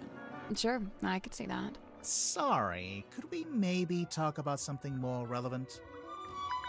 Now, when Werman got here, that's when things got interesting. Why? Because he's a famous author? Oh no, I don't care about that. I don't read pulp literature. Oh, On right. second thought, I also Then like what's her so voice. interesting? The way she Okay, speaks. so Werman's from Silkworm, just like Mortuga. And after he arrived on the submarine, Mortuga spent a lot of time talking with him. Wait, you think they knew each other from before? From when they both lived in the town? No, but I do think they share a connection.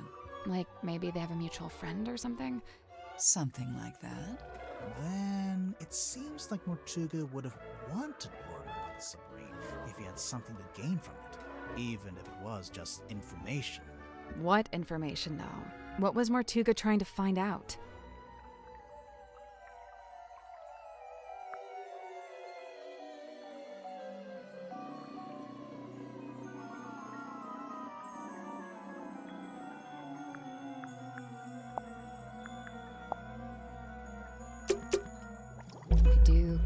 want to see what's on that piece of paper. We can read it just fine. But what if there's something on the back? So what, you want to break it open? Maybe, yeah. Hey, I don't go around breaking your stuff.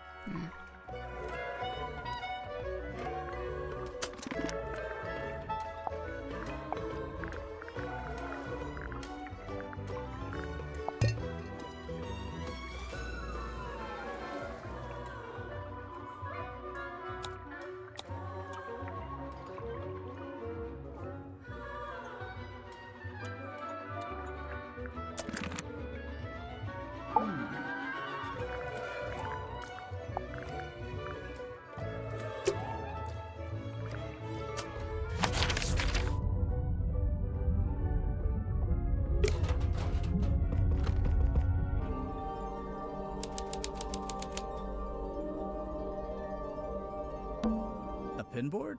I assume it belongs to that woman over there. Right. We'd better talk to her first.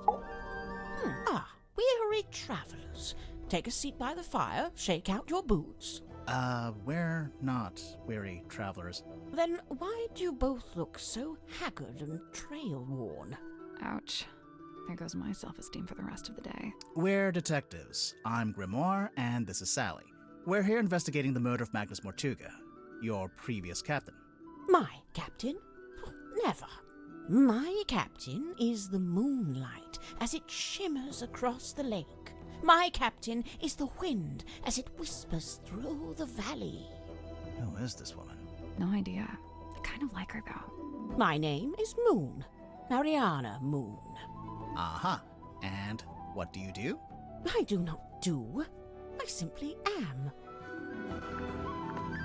So, what, you're just some random traveler? A traveller, yes, but random, never. I'm here because I chose to be. I've been searching for the Mortuga submarine for some time, you know. How come? How come? This thing is the motherlode. The motherlode of what? Of whispered half-truth, of murky rumour, of stories unspoken. Oh, like urban myths and stuff? Right. Urban myths and stuff. So you're a historian? Historian, storyteller, rambler, ambler, fireside gambler. How long have you been here? Well, let's see. I arrived a few hours before the captain was murdered. Oh, dang. Really? Quite the story, isn't it? But you're just on the submarine because you find it interesting. Would that be such a crime? No. Murder's a crime, though, pretty sure.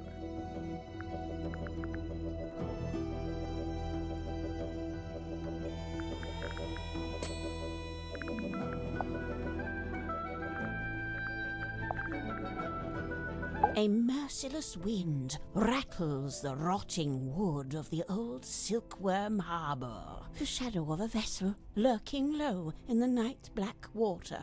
A mysterious stranger steps onto her foredeck. Cloaked in darkness, she slips inside the submarine. Who is she? What is her dark purpose? It's you. We get it. A mysterious stranger, I said.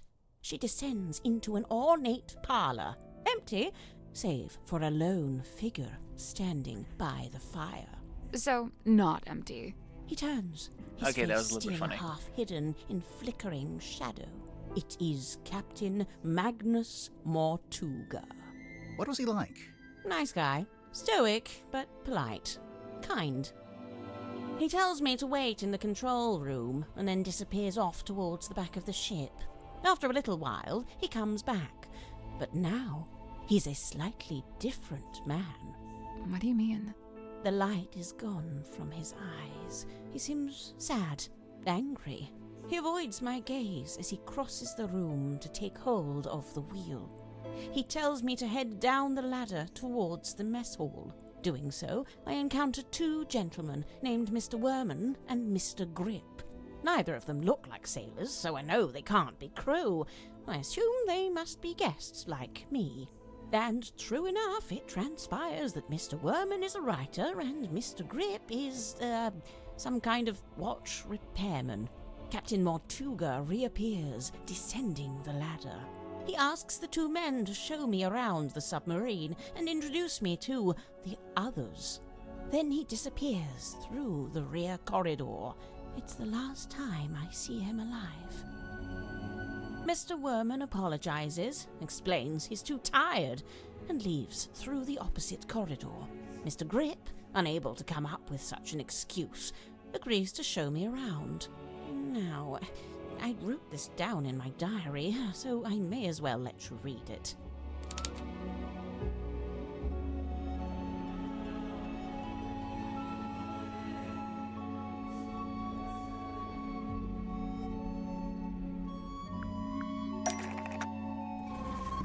Imagine my excitement to finally get a good look around the Mortuga submarine.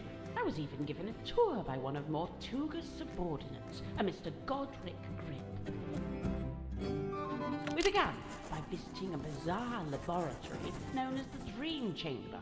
It smelled of dried herbs and dusty glass, but was devoid of its dream custodian. An early disappointment. The captain's cabin was locked. Mr. Grip explained how Captain Mortuga mostly keeps this room locked when it's not in use. We climbed down into the living quarters, where a pair of bunk rooms sat at the end of a corridor. The first smelled of crane dust and unwatered flowers. A young woman was laying in her bed, poring over an old document. She hastily hid the document away and introduced herself as Miss Cynthia Seaford, a name to remember, dear reader, as she will shortly become quite important. The second bunk room smelled of aftershave and desperation. The two men within, Mr. James Werman and Mr. Dirk Dansom, both appeared to be asleep, so we decided not to intrude. Next on the tour, a room inhabited, by the looks of things, by a young child who is also a stage magician. Sadly, this mythical child magician is nowhere to be seen. Why is your positioning upside down? The room at the very end of the hallway was sealed with a heavy bulkhead door. Mr. Grip dismissed it as a storeroom that only Captain Mortuga makes use of. Perhaps you'll agree with me, dear reader, when I suggest the peculiarity of a simple storeroom being sealed off with such a significant door. Mr. Grip took me down to the cargo hold. It smells of damp wood and tarred rope. Yes, I describe it in the present tense, for it is here I sit as I write this very diary. Next door, the engine room, burnished bronze and I tea-stained guess it's not arches. upside down as I thought. I learned that it's something of a nest for Mr. Grip himself, and thus was currently unoccupied. Outside, I encountered a Dr. Zacharias Zephyr, the aforementioned keeper of the Dream Chamber. Surprised to see us, he nearly dropped the empty glass bottle he was carrying. Clearly wishing to remove himself from the situation, the good doctor muttered something inaudible and disappeared up the ladder. We continued on into the next room, which I was amused to discover was some kind of shimmering mermaid grotto. I smelled her before I saw her, the unmistakable mix of salt, seaweed, and sequined spandex. It can only be Madame Tadpole, a name which may be familiar to long-time readers of this diary.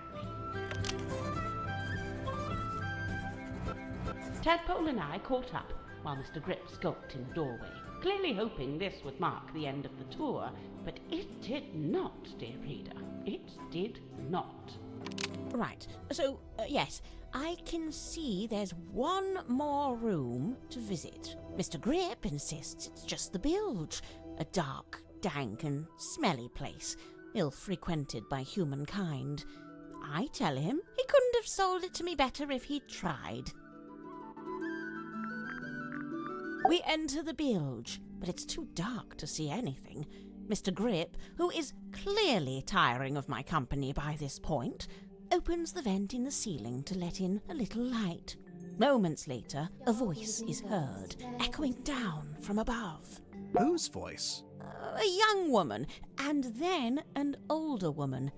I can't remember exactly what was said, but I remember thinking it sounded a little like poetry. What happened next? The sound of a scream, and then a dull thud. Oh. Yeah, that sounds like a murder. But which murder? Anyway, by this point, I've used up all my patience. So I decide to take my leave. I thank Mr. Grip for the tour and return to my new lodgings in the cargo hold. I have to put up my tent twice, as on the first attempt, a sudden movement of the submarine undoes my progress. After some time, Mr. Grip and the young Miss Seafoam appear in my doorway. It seems they've come to fetch me for some kind of official submarine business. We head back towards the mess hall, Mr. Grip and Miss Seafoam heading up the ladder before Currently me. laying down on my I bed spot sideways. Dr. Zephyr emerging from the airlock.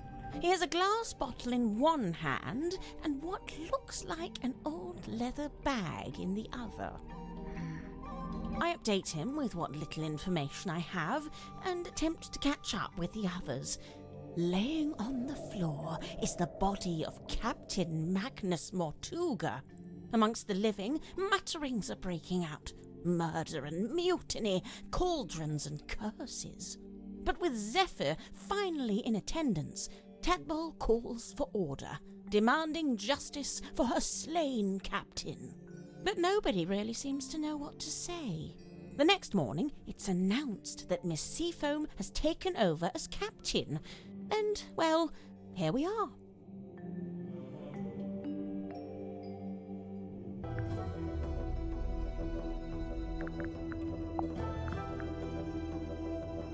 I first met Tadpole when she was on the road, travelling with a group of performers. She had longer hair back then, of course.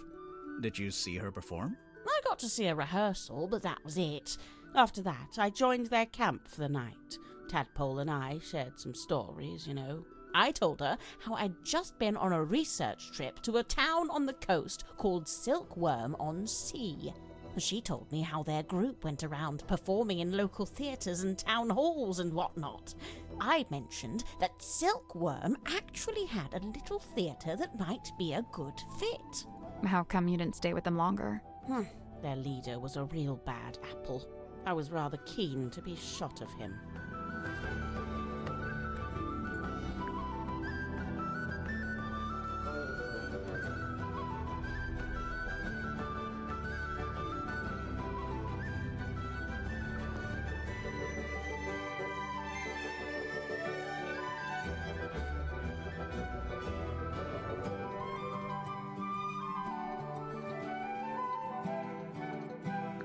I saw Dirk wandering the halls this morning, like he was looking for something. I asked him what it was he'd lost, and he said he couldn't really describe it, but it looked a bit like a gun. What? So, something that looks like a gun, but isn't actually a gun. I can't imagine what he was talking about.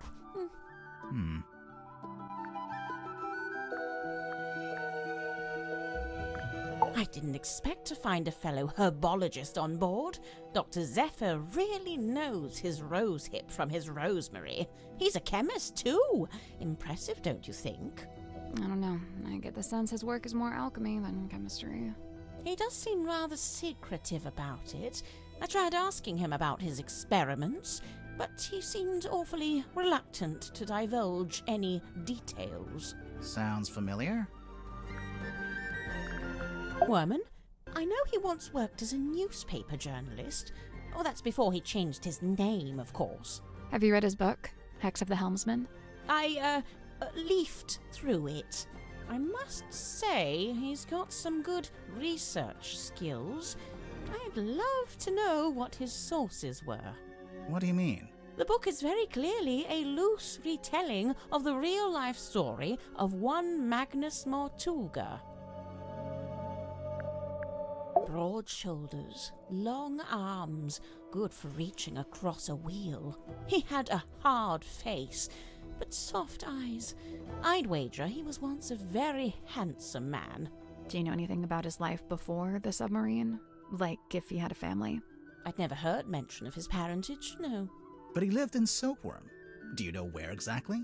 The only record I found lists him as living at the Stonetop Inn and working on board the Stonetop family sailing ship. As the captain? As a deckhand, and eventually as the helmsman. So how'd he end up as the captain of a submarine? All I could dig up was a rumor that he bought the submarine from the shipyard. He bought it? Or maybe he commissioned to have it built. Accounts vary on that. Either way, how could Mortuga afford to buy a submarine? My guess is that he didn't pay with money, but made some other kind of trade.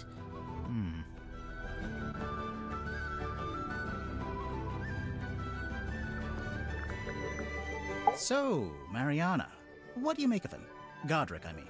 I will say, for someone with such a novel outfit, he's ever so quiet. Quiet? You disagree? I thought his whole thing was to be deliberately obnoxious. He wasn't like that with you? Not at all. Whilst showing me around the submarine, he was mostly subdued. Didn't say an awful lot.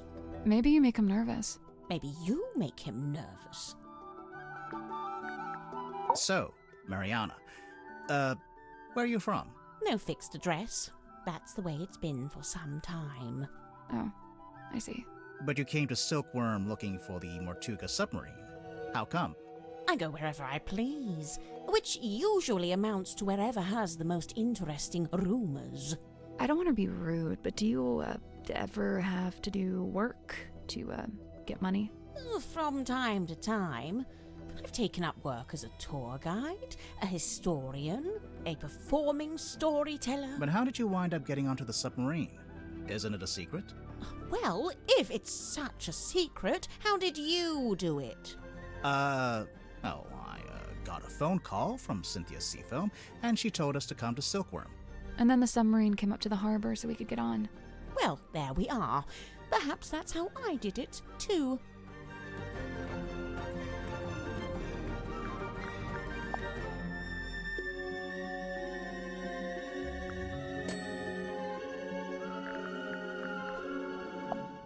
A ZX5. Nice piece of kit. Polycarbonate shell, tactile interface, unusually good battery life. I mean, it's a cell phone. Whose is it? Dirk Danson.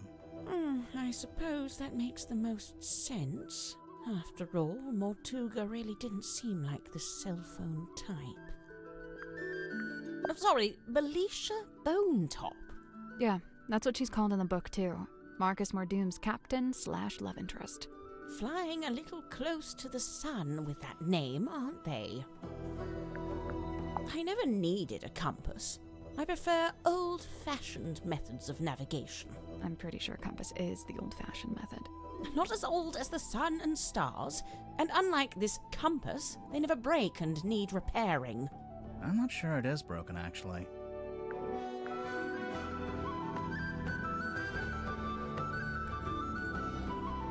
I mean, depending on what story you're reading, it's the sun disappears and then we have more bad problems. You can't really fix the damn sun. That algae is still young. Meaning? Meaning the bottle's been in the ocean, but not for all that long. It carries something of the cadaver about it. Might be the smell, rust and stagnant seawater. Perhaps it came from the ocean. Have you asked Madame Tadpole about it? This marks a pivotal moment in Silkworm's history, the day the silver snake was discovered. It also shows the two women who found it, Felicia Stonetop, that's her on the left, and Sylvia Seafoam on the right. Hang on, we saw a statue about this in the town square, but on the statue, the serpent was shown being wrestled by a male fisherman. Yes, well, that's history for you.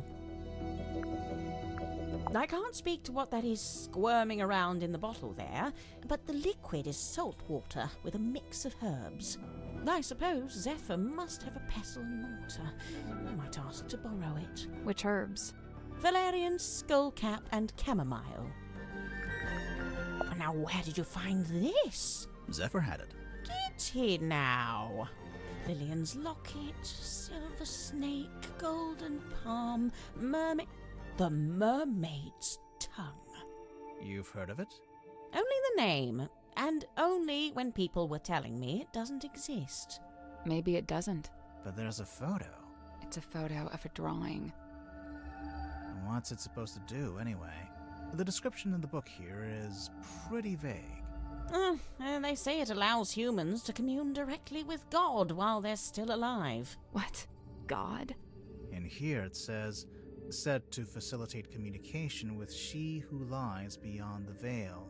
She who lies beyond the veil, God, other dimensions, aliens, the afterlife. You know, it varies.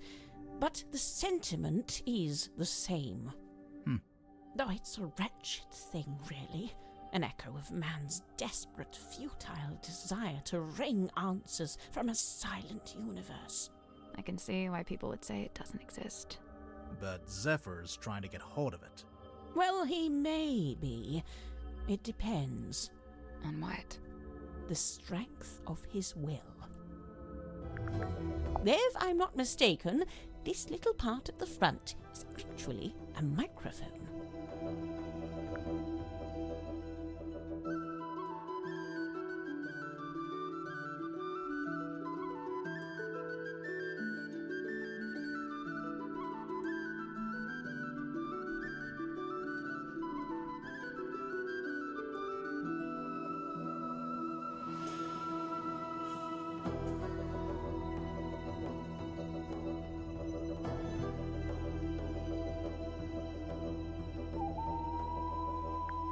Mariana, I was wondering if you could tell us who's worn this. How's she supposed to do that?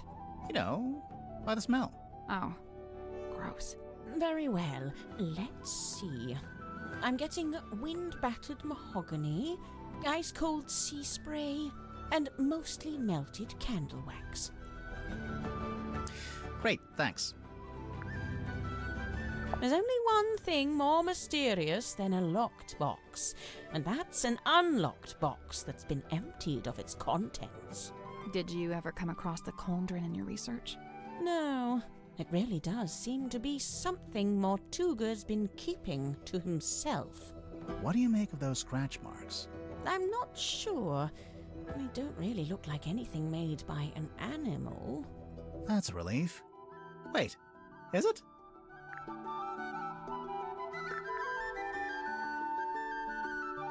I don't know. If it's an animal, then it's free. If it's not an animal, that's a bit worrisome. It's a piece of an old sail, roughly cut into a square. Do you recognize this, Mariana? Should I? Well, we just figured since there's a moon drawn on the label. So because my name is Moon, all moon-related things must belong to me? Even if it's not yours, do you have any idea what it is?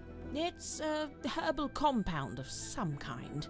Valerian, skullcap, chamomile, and seawater. So, not poison.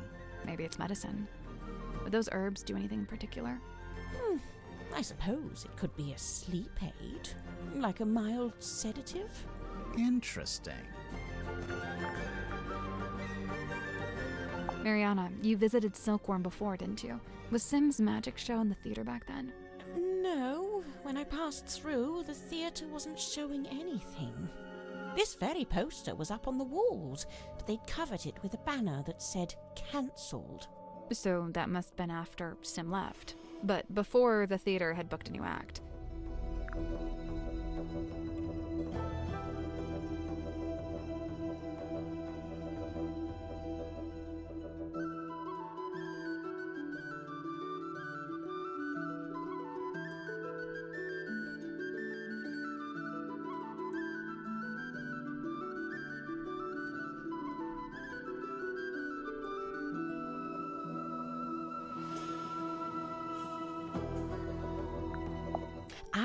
Now we're getting to it. The reason all of us are here, really. How so?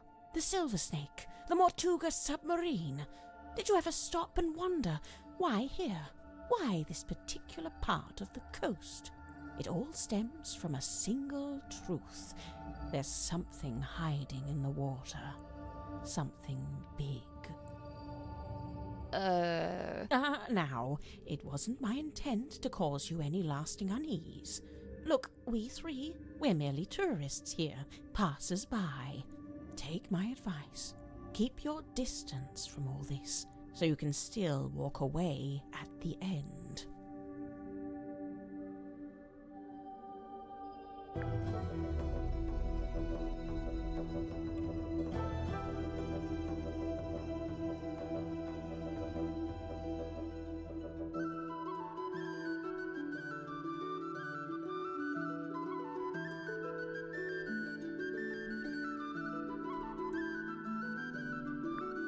I believe Mortuga used its light to alert others to the location of the submarine, on the rare occasions when he wished to do such a thing, of course.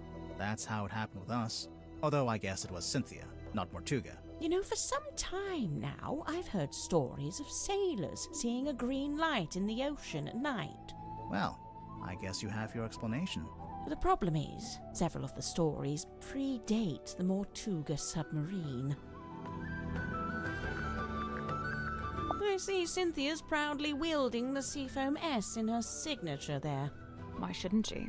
Of course, she's well within her rights to do so, but I do think perhaps it, sends a certain message. What message would that be?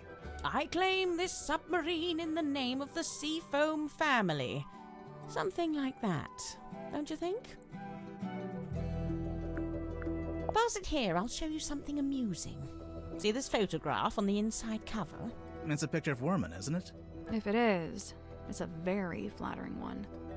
It's not Worman at all. It's his rather more handsome father, Mayor Damien Dusk. Get out. Really?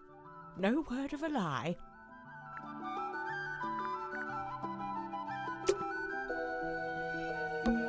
It's a pinboard. Don't mind me. I'm gonna look. I'm gonna, snoop around your room for puzzles.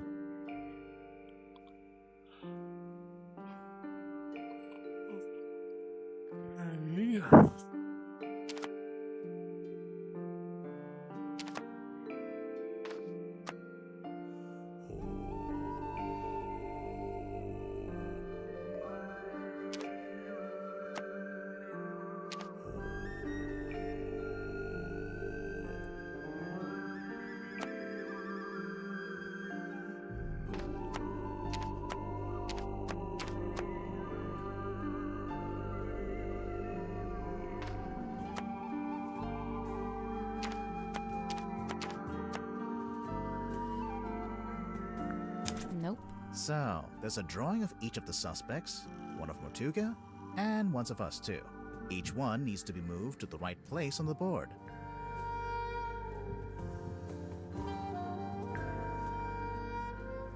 Okay, I need to think about this one actually.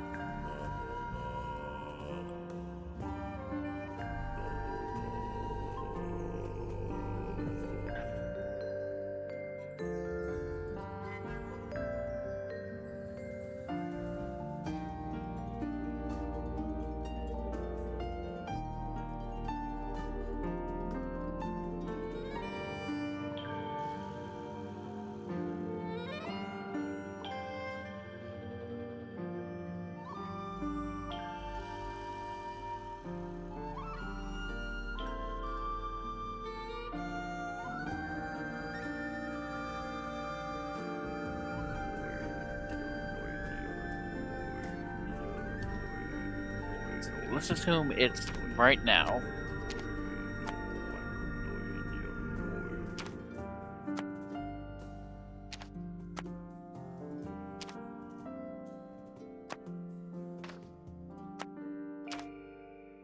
He's dead.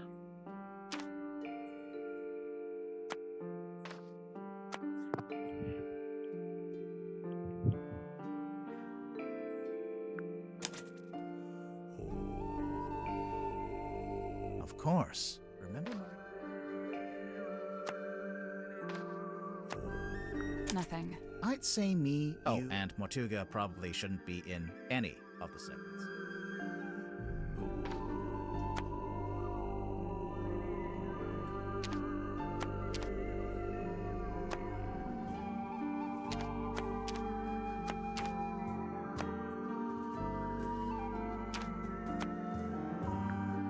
That was right. I'm impressed. Nothing happened. What were you expecting? Normally, when we complete a puzzle, something unlocks and we get a new clue. Yeah, we've been conditioned to expect it. If it's a clue you want, take a look on the back of the pinboard. What's this?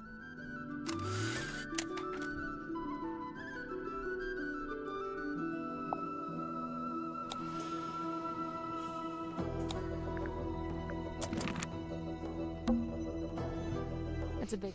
It smells like soil and grass. When you're done smelling it, there's something in the pouch I think we should take a look at.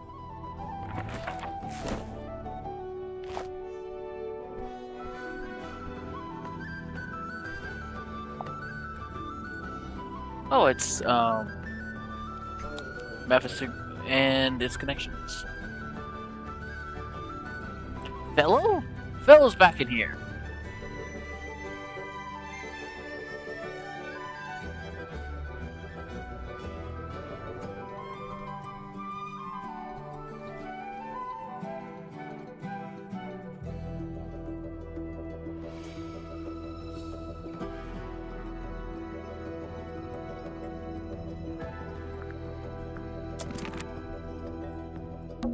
This is actually a pretty good place to hang laundry. Assuming you want your clothes to smell like the cargo hold of a submarine.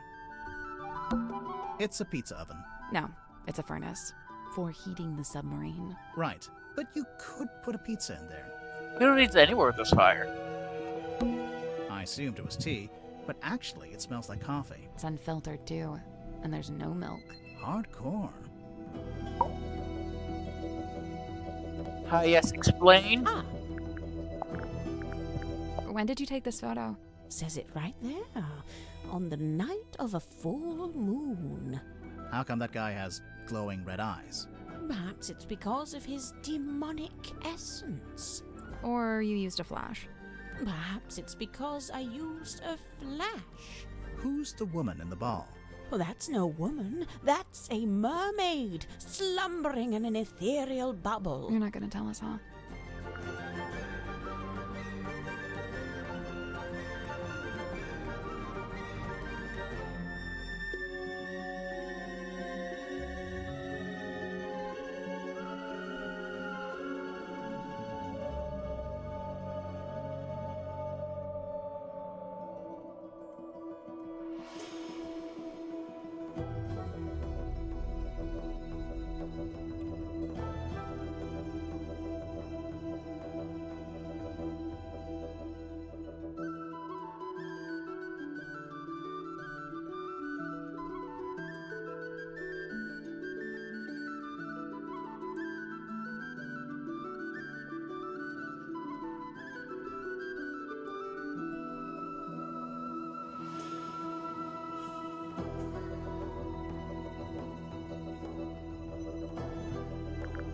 I see you've been enjoying my map.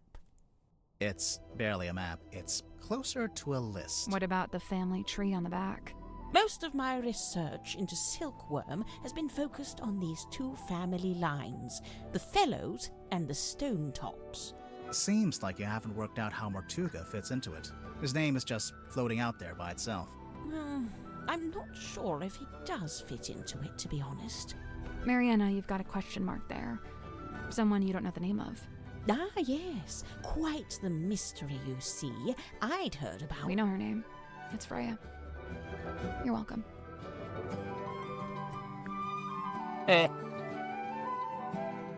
Continuity!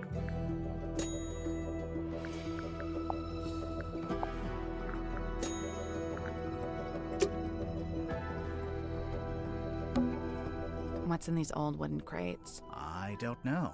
I can't get them open. What did I tell you? Always bring the crowbar.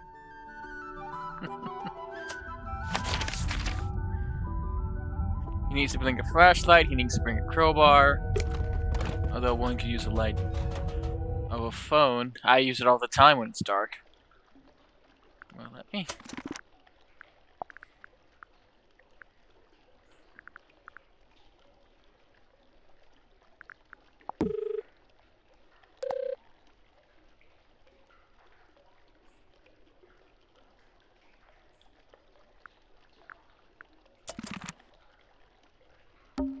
It's almost pitch black in here. I'm guessing you didn't bring a flashlight.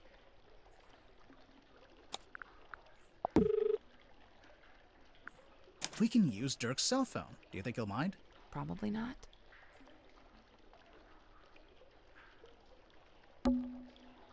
You're not pointing it at anything. Well, where should I point it? Point it here. Here? No, not there. Over here. Like this? You're doing it wrong. Point it over here. Over here? A switch. See? I knew what I was doing. Dumb luck. It looks like some kind of dial.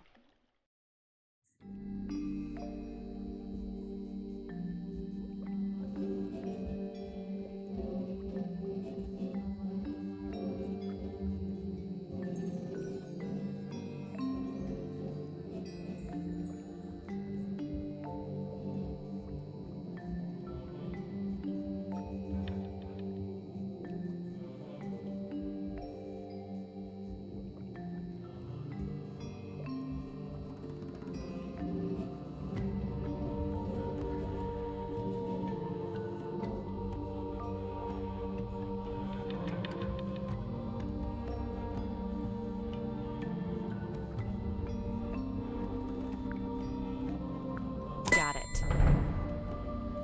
Easy puzzle. Nice work.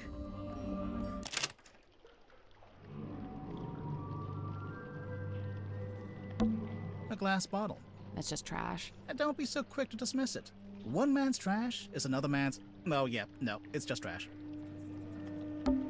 What is that? I have no idea. It's some kind of strange device. What should we call it?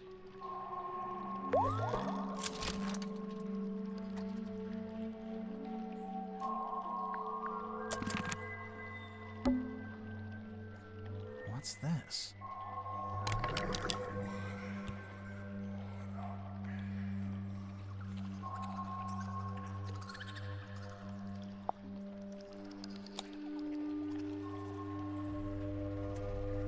Taylor Tapdo. Free diving, reduced visibility, deep diving, high pressure, Taylor Tapdo. Did she change her name? It's Tadpole, isn't it?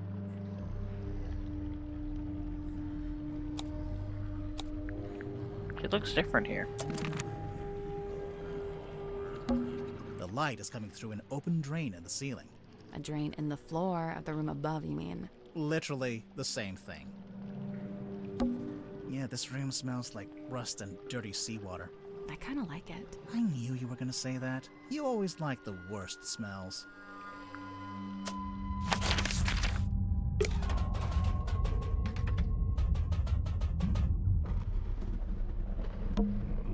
It's the drain. Hey, it's open. Wasn't it closed before? Yeah, we pulled that switch down in the bilge, remember? There's a cloth hanging up on the wall.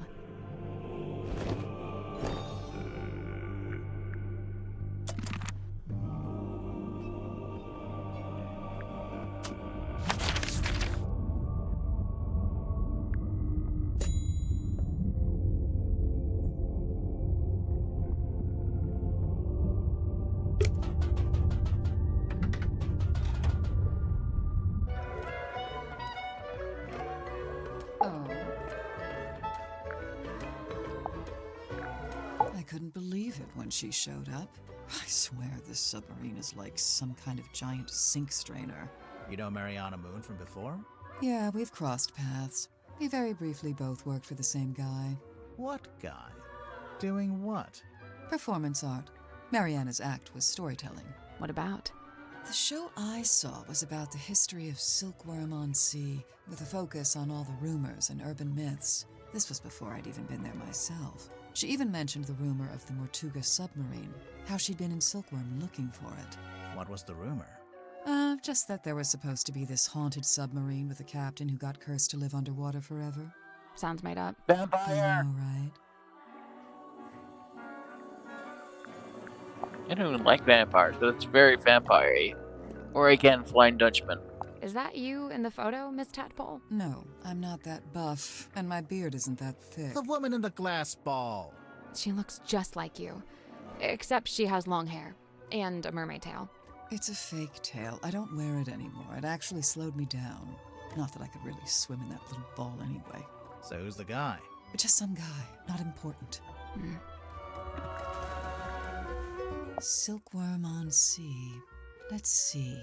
Magnus, Grip, Worman, Cynthia. Oh, and Sim. Those 5 are from the town. Or they lived there for a while at least. You think they all knew each other from before the submarine? Magnus and Grip knew each other, I think. They lived opposite, see? Oh, yeah.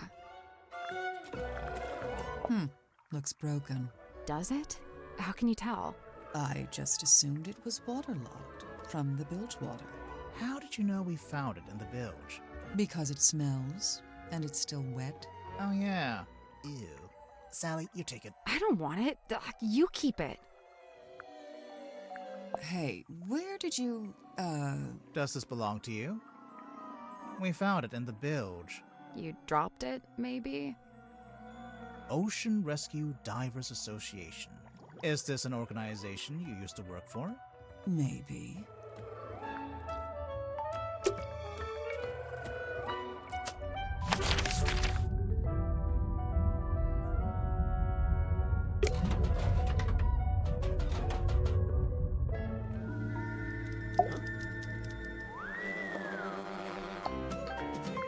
Holy moly, look at that. I know. That werewolf-looking guy is really... Is that Tadpole with long hair? Yeah, maybe. She never told me about that. It's a strong look. It's a map of Silkworm? I don't know much about the town. You'd be better off asking someone else. Oh. You know what this is, Dirk? Laser gun? A laser gun. Well, whatever it is, I think it's broken. Wait, really? I mean, oh, what a shame. Hey, wow. Did Tadpole give you that? No, we found it in the bilge. Do you think it belongs to her? It would make sense. Although the woman in the photo looks a little different. No, it's gotta be hers. You're right about the photo, though. Her hair is brown here. I guess she dyes it green nowadays. So what? It's a free country.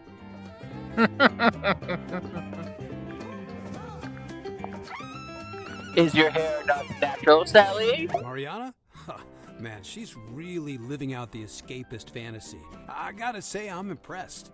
That's if you believe what she says. I think she might be making some of it up. Hey, you know, it's funny you say that. I did notice something the other day. Oh? Well, she's supposed to be all, like, old-timey and stuff, right? But she was really curious about my cell phone. Curious how? Well, she was asking what make it was, what model number, you know, like really specific stuff. Huh.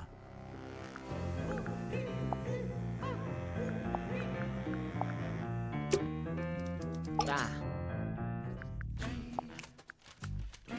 I see you met Dirk. How do you know him? He's the actor they found who played the lead in the adaptation of my book. Did you not get a say in that?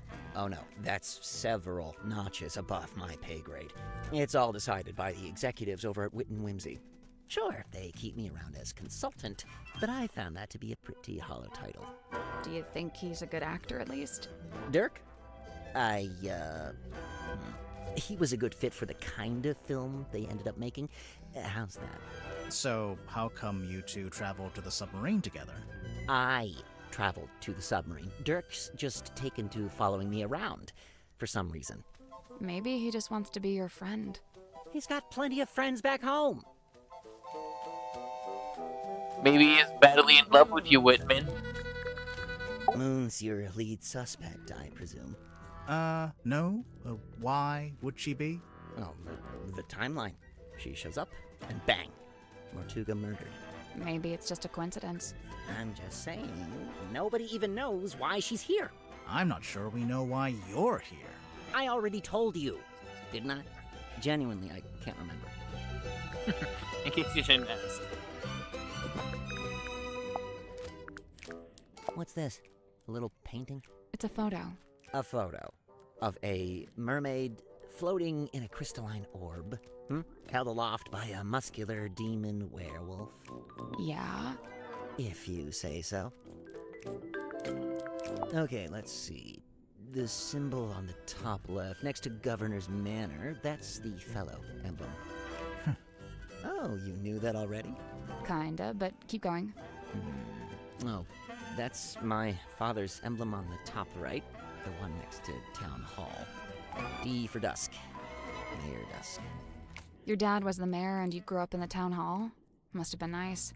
Yeah, sure. Hang on. Your dad is listed on the back here, on the family tree. And there's a line between him and Felicia Stonetop, see? It's a stretch to call this a family tree. More like a tree of speculative conjecture. That belongs to Dirk, I think. We found it in the bilge, floating in the water. Well, that explains the smell. What is it? I assumed it was a movie prop. You know, a sci-fi thing. Has Dirk ever done a movie like that? Not to my knowledge. But then, why... No idea. You'd better ask him, hadn't you? Huh. Weird. Have you seen this before? No, never. And yet I feel like I recognize the handwriting.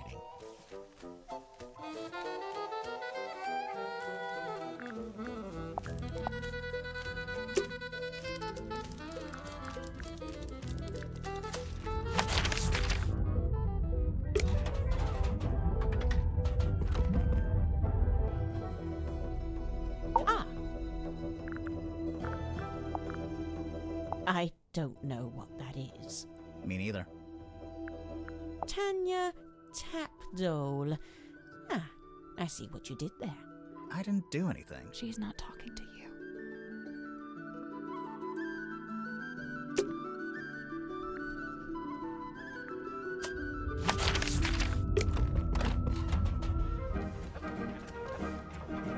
Hey, Goofy, you wonderful Goofy man. Do you know what the hell any of this stuff I picked up is? You know, there was something I noticed. While giving Mariana a tour soon after we entered the bilge, she whipped out her tobacco pipe with a strange kind of urgency. Did she smoke it? Well, she put it in her mouth, but she didn't light it. What's that, Cornelius? You've never seen her light it? Well, now you mention it. Yeah, probably not a good idea to smoke inside a submarine anyway. Yes, and Mariana seems like such a stickler for health and safety regulations. I never got the details out of either of them, so I can't confirm this. But I believe Werman was invited onto the submarine by Mortuga himself. Really? Why? It's very strange. I can't for the life of me imagine why Mortuga would bring a journalist on board. Werman's an author, not a journalist. Ah, well, he used to be a journalist. He wrote for the local newspaper. And I will say he doesn't seem to have lost the instinct to always be on the lookout for a story. I noticed Dirk seems to be trying to tell Werman what to write in his book. Is he just trying to make sure Werman gets it done? Or is he trying to get him to write it in a certain way? A little of both, I'd wager. Maybe he's in league with Werman's publisher. Dirk? That can't be right. If I recall correctly, he told me he worked for something called, Oh yes, thank you, Cornelius. Wit and Whimsy, that was it. But I'm not sure what It's a movie production company. It's owned by Vincent Van de Peer. He's a director and producer. Well, someone's well informed. Vincent once went location scouting in the swamp where I worked as a gift shop sales clerk. Ah, of course.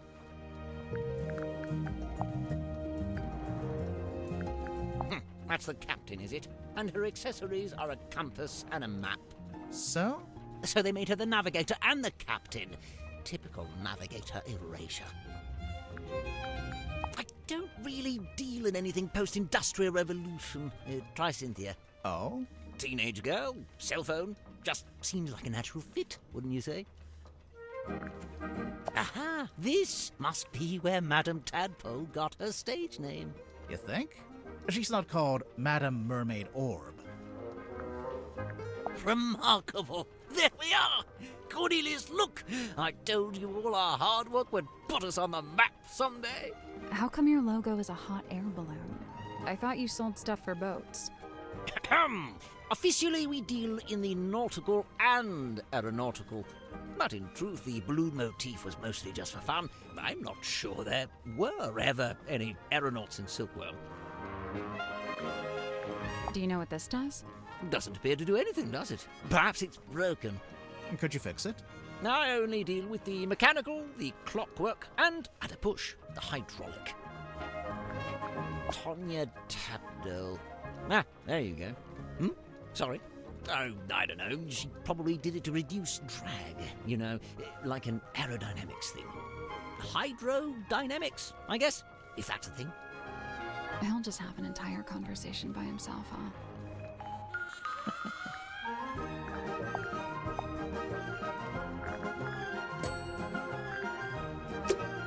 I wonder if Mariana would let us take a closer look at that pipe of hers. It can't hurt to ask.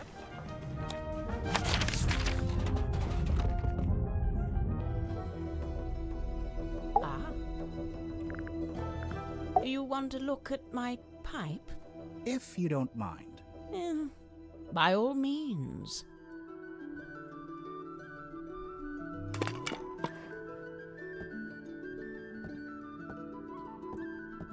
This is not a pipe. Sally, despite what you may have read in popular detective fiction, this is no time to smoke a pipe. I'm not gonna smoke it. I want to listen to it. You... what? It's a little tape player. Come on, give it up. Just let me take it. I'm sorry, Tanya. I cannot. But why'd you even need... I've told you before. No, you haven't. All you've ever told me is that you... I'd like to request that you return to your room. I have something I must attend to. Hey, listen, why don't we just kill him? Now, that helps both of us. If he dies, we're both free, right? Come on, I know you don't have any better ideas. The stargazing girl stares into the ink-black void. Upon her trembling lips, a question born. A forbidden query of what may be and what may not be. The void, unyielding to the girl's plight, stares back. It speaks. Close your eyes, my love, and be still, for this is the end and the beginning.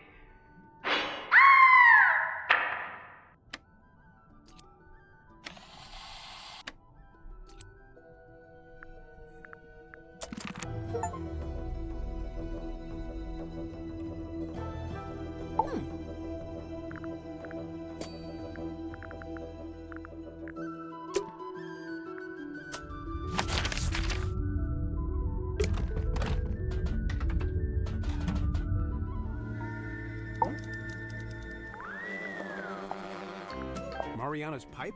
Huh. I've never actually seen her smoke that thing. Maybe she ran out of pipe weed. Pipe. Listen to yourself. What? It's another word for tobacco. Honestly.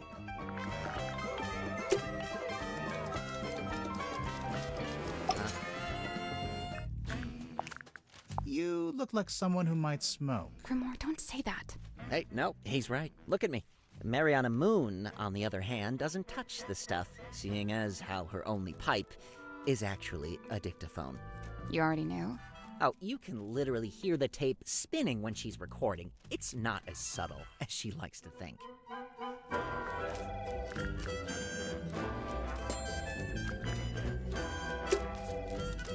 I like he's very well aware what he looks like.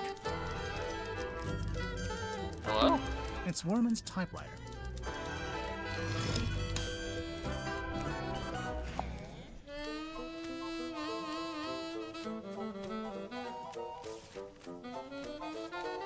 He took it from the town hall. There's something strange about this typewriter. Did you notice the weird mechanism on the back?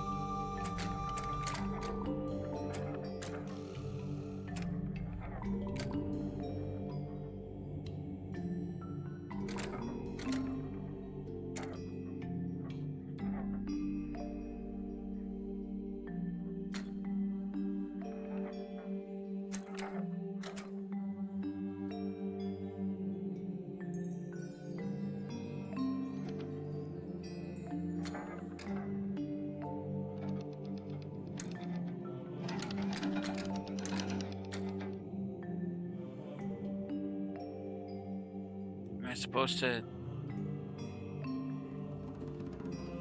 make something that matches these?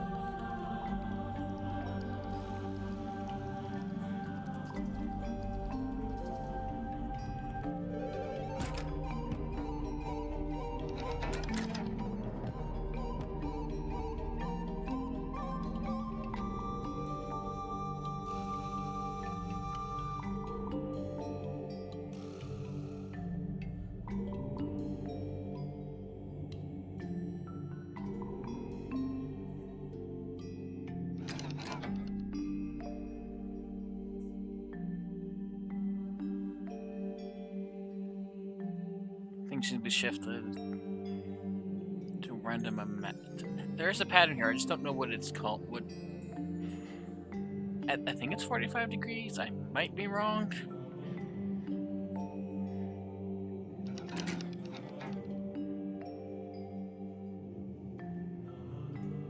Got it. Yay! Nice work.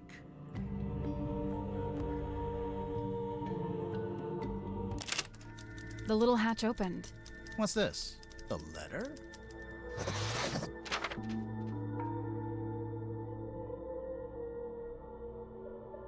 An envelope from just keeping it hidden. Sites typewriter. Punishing.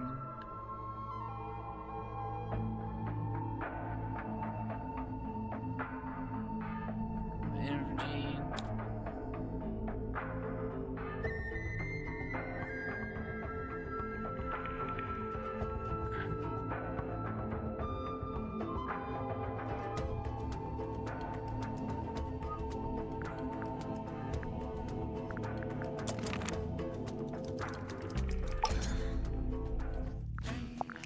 It's mine, as you are well aware, seeing as how you just fished it out of the back of my typewriter.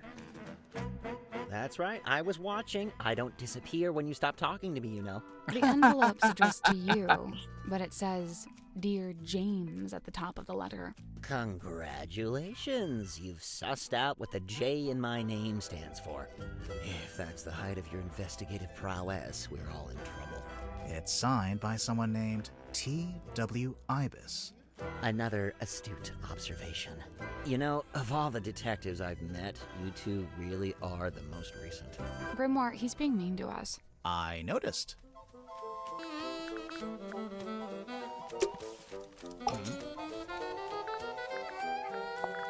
How come the keys are all messed up on your typewriter? It's old, sometimes they fall off. I guess I don't always put them back in the right place. And, what have you typed on that page? I'm taking another swing at a story outline for my next book. I can't make it out. It's some kind of weird grid. Cross-writing. Look it up. People used to do it all the time. What about these brass panels on the back? This one's my father's emblem, Mayor Dusk. That's why it looks like a D. And this is the governor's emblem, Governor Fellow. So that one's an F.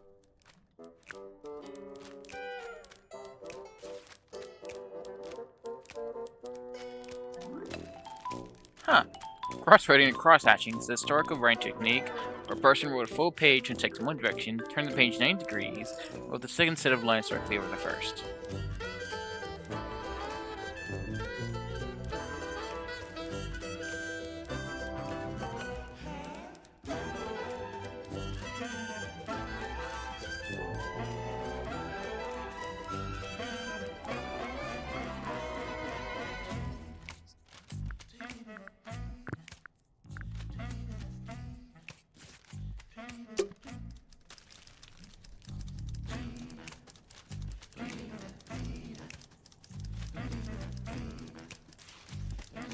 can hear paperwork paying off in the background in the song. They always do the soundtrack so good.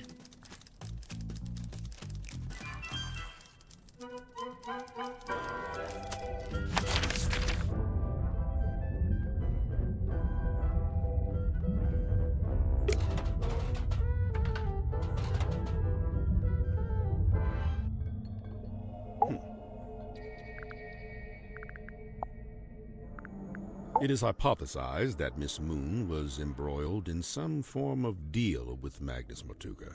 What kind of deal? What would she give him? Money? His heart beat not for money and things. What did it beat for? People. Kinship. So, Mariana gave him a person? Maybe information about a person, or how to find a person.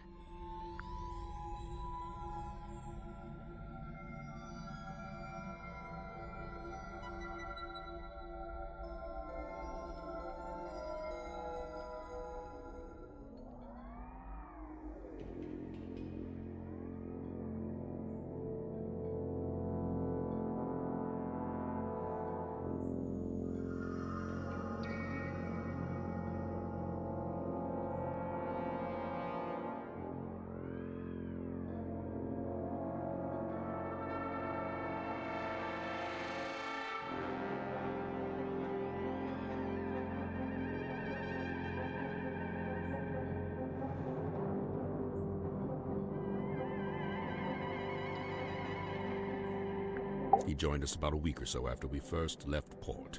He caused problems almost immediately. How come? Godric made some kind of official request, but Magnus had denied it. Their disagreement was something to do with navigation. For my own sake, I stayed out of it. I noticed Mr. Dansom was quite determined to hold conversation with Magnus. What did Dirk want to talk to Mortuga about? Nothing. It was the act of conversation itself he was after. First-hand experience of Mortuga's mannerisms, affectations, and vocabulary. When I inquired as to why Mr. Dansom held fascination for such things, he said simply, research. I have a curious observation about Mr. Werman. Unfortunately, I haven't had the time to perform an analysis, let alone propose a hypothesis. That's okay. Just tell us anyway. I observed that he did not seem at all saddened or sorrowed by the death of Magnus Mortuga. You can't know that. Some people don't always show emotion on the surface. Of course, quite true. However, Mr. Werman did display an emotion. Relief. Relief?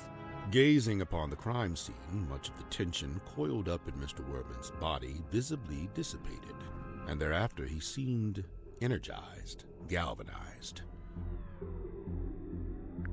It really is fortuitous that Madame Tadpole found her way to the Mortuga submarine. Not only is she unusually well suited to living within the confines of the ocean, but she was also unusually compatible with Magnus Mortuga. As far as I know, the two formed a sincere friendship. Huh. I wonder if she knows any of his secrets. She may just. I'm to believe Tadpole had taken it upon herself to discover the source of Mortuga's internal anguish. In her words, she wished to understand him so that she could help him. It was in the course of this endeavor that she began scouring the ship for information. On one occasion, I entered the captain's cabin to speak with Magnus, but instead I discovered Tadpole quite alone, trawling through his bookshelf. I asked her what she was looking for. She said she didn't know.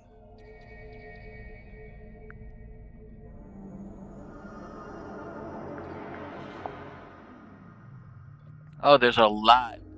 That's right, I left relatively early. Okay, I'll bite. What's a hex bottle? It is a glass container with a hex inside. A hex like a magic spell? I've been forthcoming thus far. Unusually so for a man of my nature. However, certain things I shall be keeping to myself, especially if it has no bearing on your investigation. What if we can prove it's got something to do with the murder, or the crime scene? Ah, well then you'd have forced my hand, wouldn't you?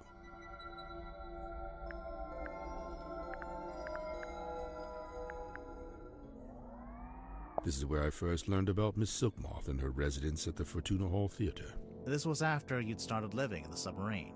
Correct. So Mortuga had the newspaper on board with him. Only this solitary page.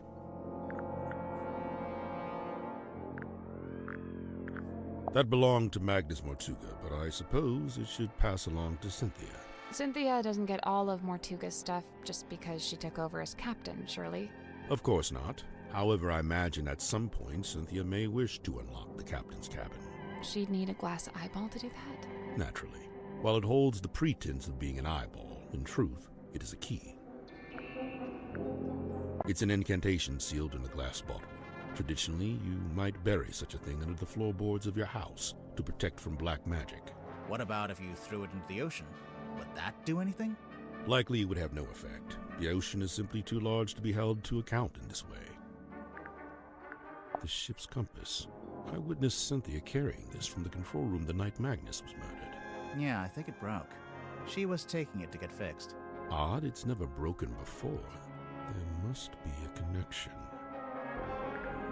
Why is it still encased in polypropylene? Makes it more valuable to a collector. I'm sure that you get it. You're a kind of collector, aren't you? I collect only one-of-a-kind items, and only those with significant provenance. Technically, this does have significant provenance, since it's owned by Dirk, and he's the actor who plays the character. Oh, yeah. I have no interest in such a device. It is merely the debris of an exoteric society. It holds no energy. Sure it does. It says right there. Battery, 23%.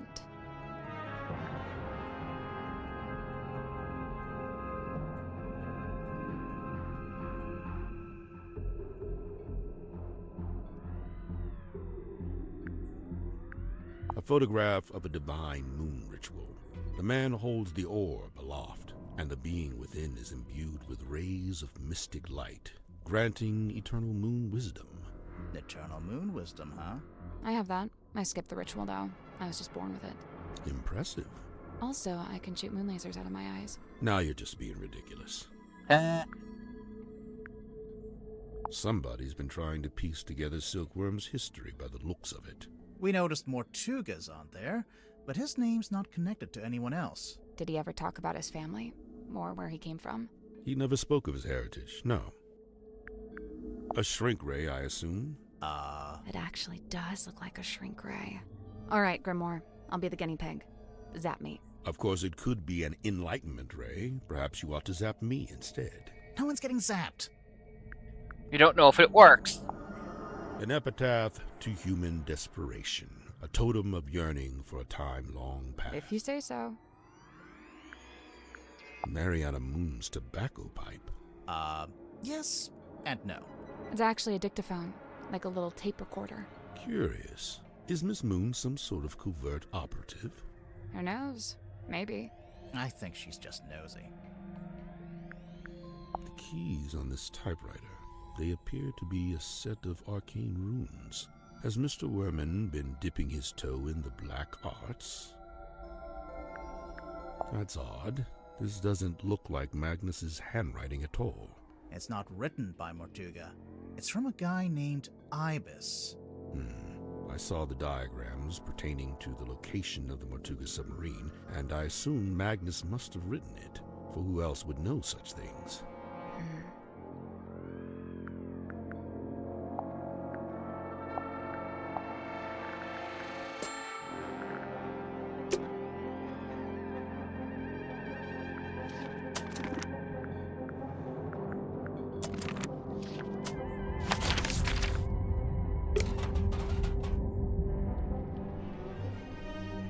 Oh, hello, eyes.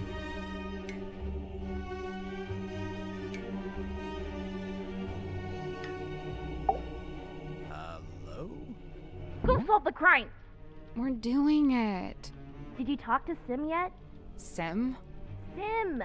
Symmetry! Where is she? She'll be in the room nearest the Illusion Theater. The child's room? The one with that weird painting? We checked in there.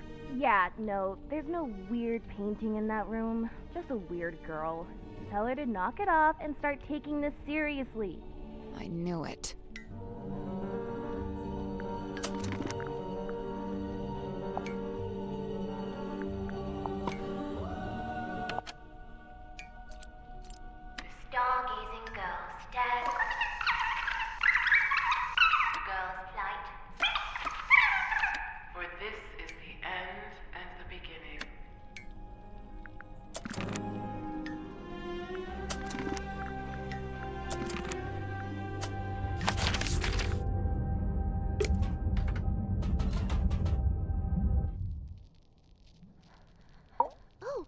Alas, I am outwitted, my paltry facade undone.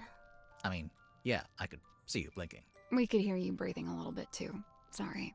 Bound are we by limitation of the flesh. Your symmetry, is that right? Symmetry Silk Moth, illusionist. And you? Are you not detectives both, in service to the captain? Pretty much, yeah. And should thou find me guilty, what punishment awaits? We don't really plan that far ahead, to be honest. Will we find you guilty? My heart is burdened heavy, true, but not from murderer's guilt. Okay, glad to hear it. Technically, she just said she isn't feeling guilty. She didn't say she wasn't guilty. Don't make this overly difficult for us. So you're an illusionist. What kind of tricks do you do? My magic act is theatre-born and played upon a stage. Oh, like with big props? Smoke and mirrors kind of stuff?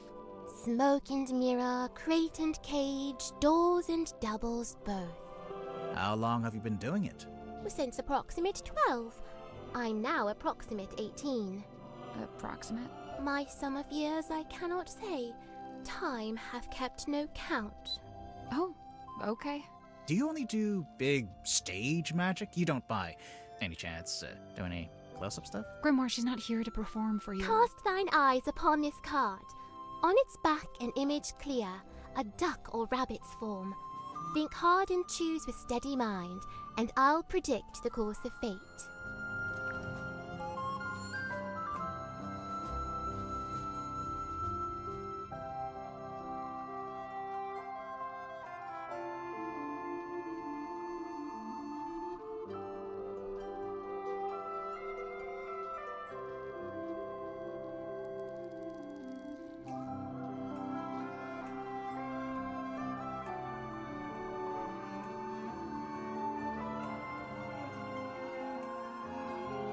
I muted myself accidentally. It's a classic illusion. It's either a duck or a rabbit. It's one of the few things that got me into optical illusions as a kid. I've seen an old woman and a young woman. Rabbit's the first one I ever saw. About it. That's the trick. Sorry, but this is like the most basic optical illusion. There'll be a drawing that looks like a duck or a rabbit, depending on how you interpret it. What does it say? That's the trick. Sorry, but this is like the most basic optical illusion. There'll be a drawing. Okay, I get it. Very good. Well done.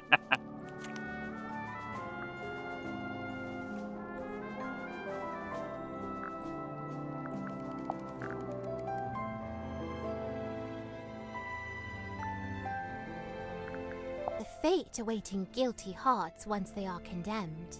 What? You get turned into a weird little wooden goblin head? Nay, bound in chains upon the deck and pulled along beside the ship. Oh, jeez. She's not serious. I don't think. He could be serious.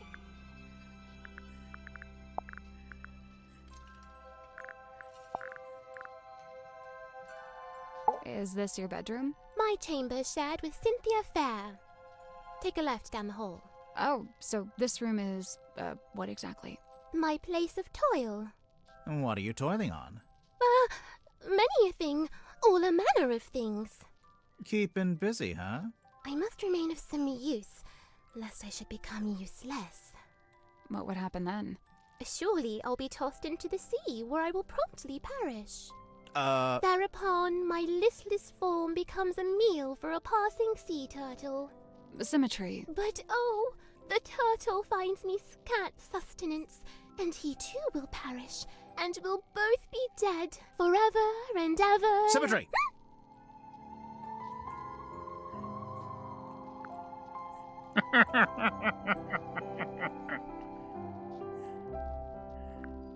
Scene opens. Submarine interior. Symmetry lies awake in bed. We're really doing it like this. She is restless, wrought with guilt. Guilt about what? A sudden movement of the submarine wakes Cynthia. Cynthia, noticing Symmetry. Oh, you were already awake. What is wrong? The two young women briefly talk to one another. Not gonna give us that bit? Cynthia, getting up. Oh, I must go and inspect the control room. Exit Cynthia. Symmetry lays in bed a little longer. Symmetry getting up. Oh, I must return to the Illusion Theatre. I cannot bear it. Return? The Illusion Theatre. The door is already open. Symmetry sees Captain Mortuga laying dead on the ground. She screams. She also sees a large face passing by the window. What? A face outside the submarine. Enter Dansum and Worman. Dansum. Oh, my dude, this is crazy.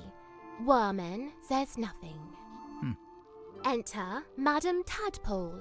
In her wake, Mr. Grip, Cynthia, and Mariana. And after a short while, Dr. Zephyr. Madame Tadpole taking charge. Oh, which one of you is the murderer? Tell me now so that ye may be punished appropriately. I'm sure that's exactly what she said. Exit Cynthia and Symmetry. Cynthia, visibly nervous. Oh, but who will become captain now? Symmetry, pondering. Oh, do you think Mortuga wrote a will? Not a bad question. The two young women attempt to enter the captain's cabin, but the door is locked. They decide to visit the control room instead. Cynthia is now moving with urgency, and Symmetry is lagging behind. Cynthia emerges from the control room. She is holding several sheets of paper and the captain's logbook. Cynthia goes down the ladder. Symmetry follows behind. Outside Worman's bunk room, Symmetry noticing a piece of paper on the ground. Oh, surely this was dropped by Worman, as it is from his typewriter. I shall return it to whence it came. She places the paper back into the typewriter. Symmetry returns to her bedroom. Scene ends.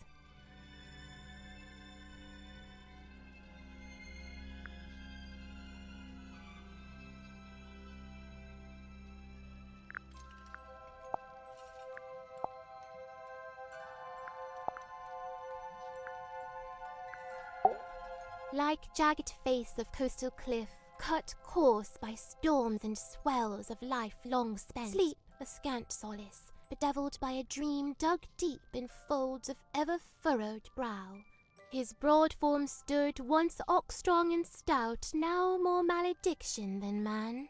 Doomed to dwell down in the dark, the once light of a life once lived. He is a now vampire. too luminous to look upon.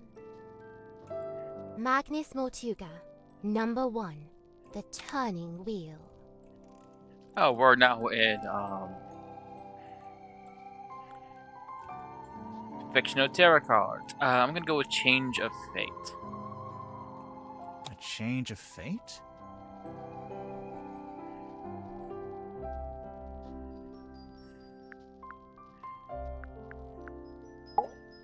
Despite all his whims and wayward ways, his heart beats hopeful, kind, and keen. His whims, like how he talks to a wooden stick.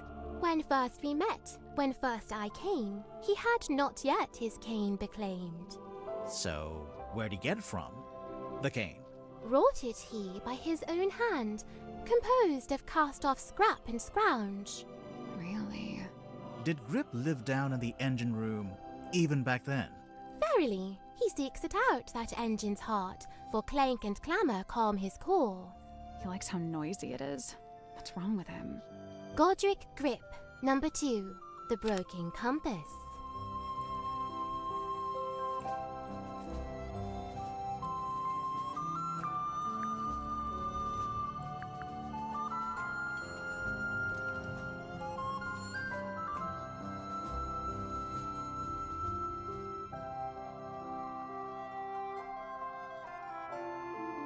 I'm trying to think of what a compass would be if you would get it in a tarot card. Because death itself just means change. So...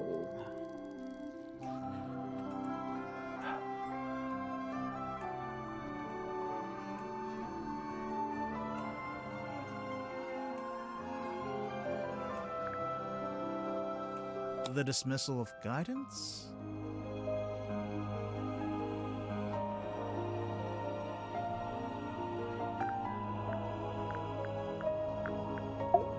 His life's long hope to pierce the veil and breach those blackest bounds. Solitary once, no more, for help is found in frightened form of fair and freckled face.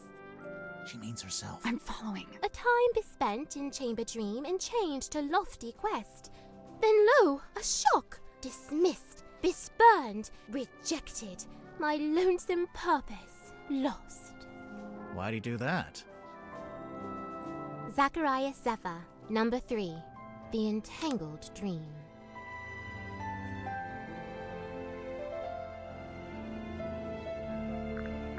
Deceiving yourself? Deceiving yourself?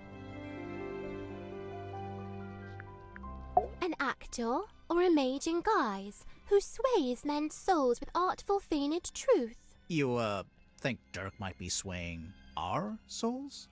Fret not, as dwell he in this deep sea womb, his strength's divorced from skyward source. Skyward source? The sun, I'm guessing. How do you know he likes the sun so much? Alone he's oft espied, atop our ship, and stood enrobed in warmer light. Dirk goes up on deck a lot, huh? By himself, I wonder. Dirk Dansom, number 8. The Shiny Penny. A fresh start?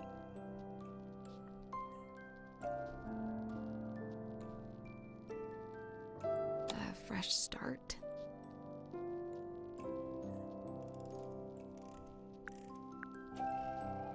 Likened to the orchard oak, sturdy, stout, and towering tall, but bears she a quietsome grace, like a windless night on sail-still sea.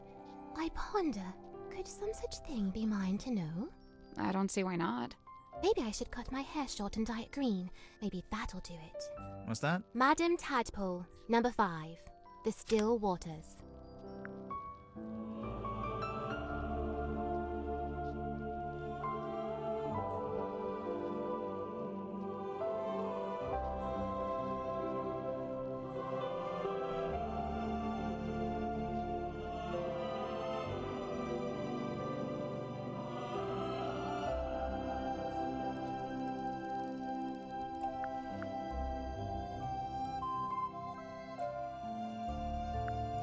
Tranquility.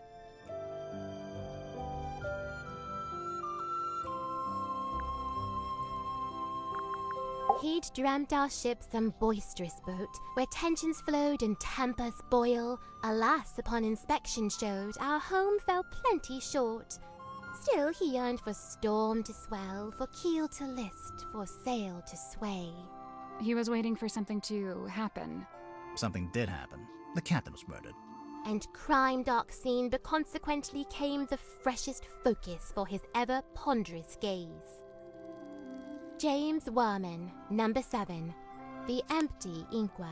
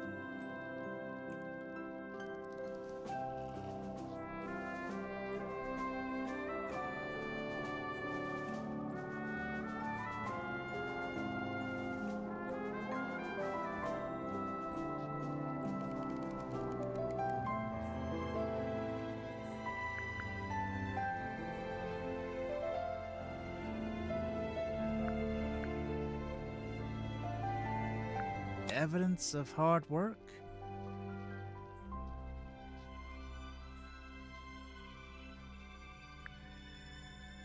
Still estranged, this moon and I, but she and me befind ourselves in newfound kinship joined. What kind of kinship would that be? The kinship of wearing a big yellow locket around your neck. We may need to workshop the name. Ariana's moon necklace? That's a locket? Must be. I've seen her open it up and peer concernedly at its internals. Huh. Mariana Moon, number 9. The half-hidden moon. Reclusiveness. You look kind of pale. Are you getting enough to eat? Alas, by flesh and frame and bone and blood I set but little store. Yeah, that's what I thought. So what do you set store by? Oh, like, what are my interests? Yeah. Enwrapped, enthralled, of cloth-in dolls, of effigies, of twins. Okay, sure. Of glass and gleam, of mirrored eyes, of phantoms falsely cast. Fine. Mirrors, okay. Oh! Of what if aught doth lay beyond this fleeting form of flesh? Huh. Symmetry Silk Moth, number 4. The unblinking eye. I want to get the other captain. I want to get, Cynthia, I think? Resolve?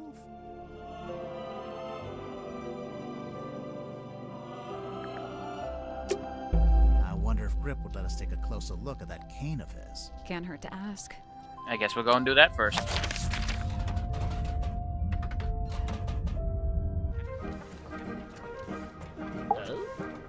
The bouncy man! You wish to converse with Cornelius? He'll be thrilled.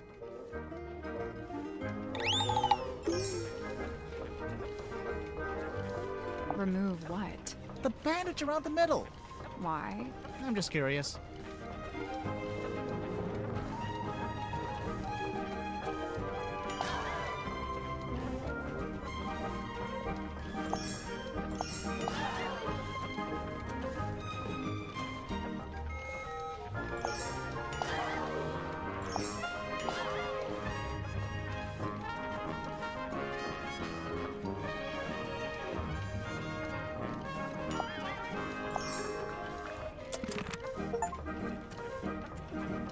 How rude.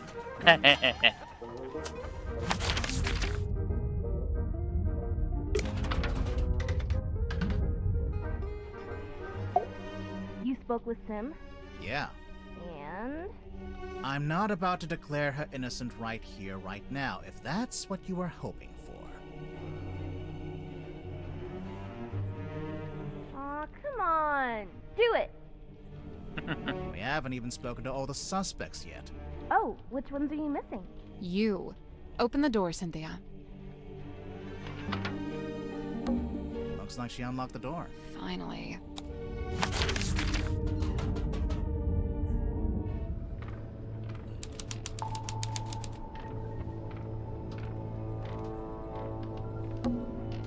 There's even an arts and crafts table. It's a normal table. Currently being used for arts and crafts.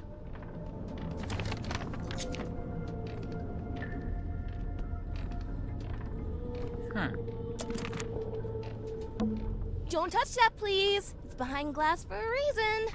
It is a garment of great historical significance and must be preserved. What if we just look at it from a distance? Fine.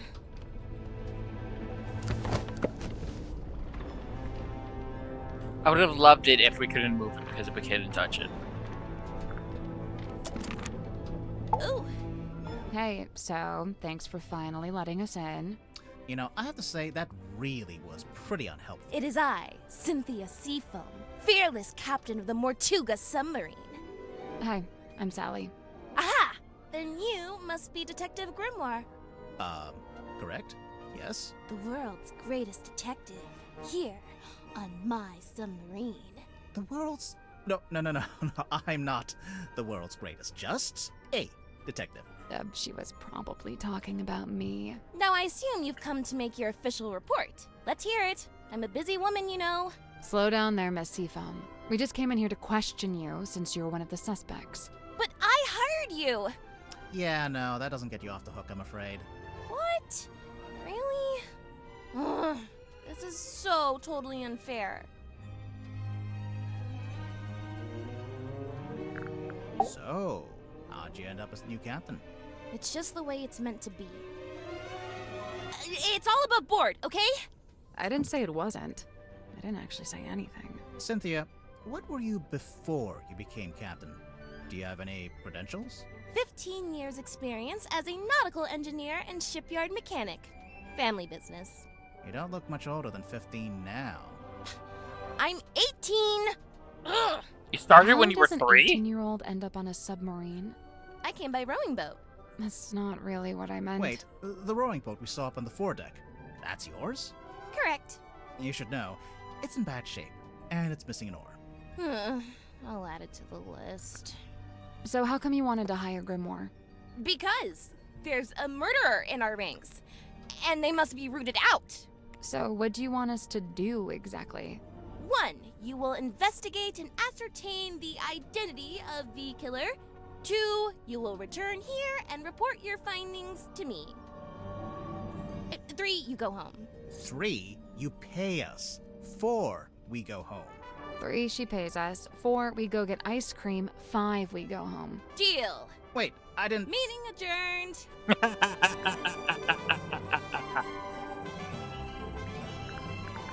Why did you want to come to the submarine in the first place? To become captain? I sought an audience with Magnus Mortuga. I had things I wished to discuss with him. Like what? Matters of great importance. Affairs of great significance. Dealings of great... She's not gonna tell us. Not yet. We'll get there. How long have you been here, Cynthia? I arrived a few weeks before Mr. Mormon and Mr. Danson. I'm assuming you don't live here in the control room. Where do you sleep? Oh, well, Mortuga put me in the bunk room at the bow end of the ship. I share a room with Sim. If you arrived before Dirk and Worman, the other bunk room would have still been empty. But Mortuga made you share. Yeah, I think he wanted to keep that other bunk room vacant. Oh, interesting. I'm not complaining. I really like sharing with Sim. She's great. So, what are you gonna do with the submarine now that you're captain? My first order of business, hiring you two. We really can't do anything else until this gets cleared up, you know? Sure, I get that. What about afterwards? We'll sail the 7 seas and have adventures. You know, that kind of stuff. You don't know, do you? I mean, I don't blame you for not knowing. You're 18, but it's a submarine. You're not gonna get many adventures unless they're all deep-sea diving or studying animals. I woke up when the submarine made an unscheduled maneuver. Everyone should have been asleep, but suddenly we were surfacing. How could you tell? When the submarine surfaces, the bow tilts up and the stern tilts down, and diving's the opposite. My bunk room's in the bow, and I could feel it tilting up. The bow is the front. I knew that. I wondered if someone other than Mortuga might be at the wheel. I was gonna go check, but then I noticed Sim was wide awake, looking upset. When I asked, she told me something had gone wrong with the new magic act she'd set up. I told her she could always take it down, rework it, and then try it again later. She seemed to agree with that, so I left her and went up to the control room. The control room was empty, but I could see we had actually surfaced, so I went up onto the foredeck to check. There wasn't anybody out there either. I had this weird feeling and really didn't want to go back to bed, so I went back to the control room. I took a closer look at the control panel to see if I could work out why we might have surfaced. Suddenly, the readings all started to go haywire. The ship's compass, the needle, it was, malfunctioning. So I pulled it out of its socket. Yeah, I figured it would need to be taken for repairs. So I left the control room but bumped into Dr. Zephyr in the parlor. He was carrying a little empty bottle made of green glass. I don't know why. I didn't ask. I went down the 2 ladders and towards the engine room, since I wanted Mr. Grip to take a look at the ship's compass. But then Madame Tadpole appeared and called out to me. She wanted me to bring Grip and everyone else and meet her outside the storage room upstairs. I went into the engine room and gave Mr. Grip the compass. I told him the needle would need replacing. Did he agree to fix it for you? Yeah, of course. He even said he had a bunch of replacement needles he could try out. Anyway, then we went to the cargo hold to fetch Mariana Moon, and the 3 of us went up to the storeroom like Tadpole had asked. We went down the corridor. The others were gathered outside the little room at the end. I looked through the crowd and saw Captain Mortuga laying on his back, dead. Everyone was trying to work out what had happened. Someone mentioned that Sim was the last person who'd seen Mortuga alive. I didn't like where the conversation was heading, so I took Sim and left. And yeah, that's about it. You went straight back to your room? No, I went back up to the control room first. For what reason? I was wondering if Mortuga had left any instructions or any paperwork. I wanted to read the captain's log too. Something tells me that's not the whole story. That's the whole statement, I swear. If you have any other specific questions, I'll, field them separately.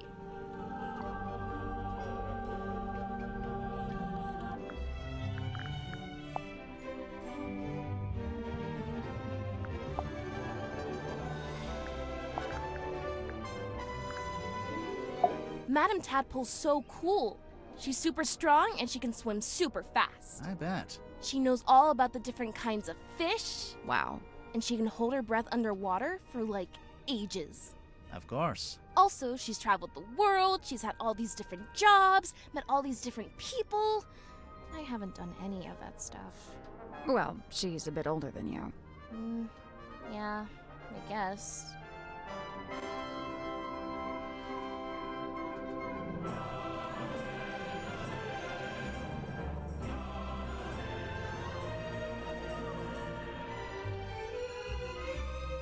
Dirk's okay, I guess.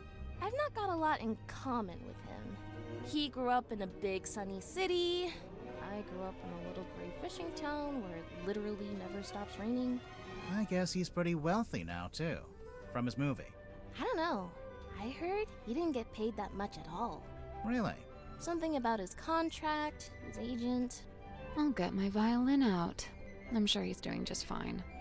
Let's change the subject. I prefer to not speak ill of my crew behind their backs. I think Cynthia just remembered she's supposed to be the captain.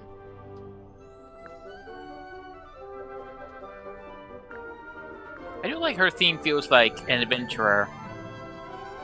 Or what she thinks an adventure would sound like. I'm probably gonna have to draw up some rules on keeping pets. It's not that I want to ban them, but, you know, maybe a rule about not keeping them secret. And, what's this got to do with Zephyr? Oh, I'm pretty sure he's keeping an animal in there, in his dream chamber. But you've not actually seen it. No, I heard him talking to it, though. A few times. What kind of pet do you think it is? It could be anything. Dr. Zephyr's into some pretty weird stuff. And he's got, like, black market connections. Sim was telling me about it. Black market?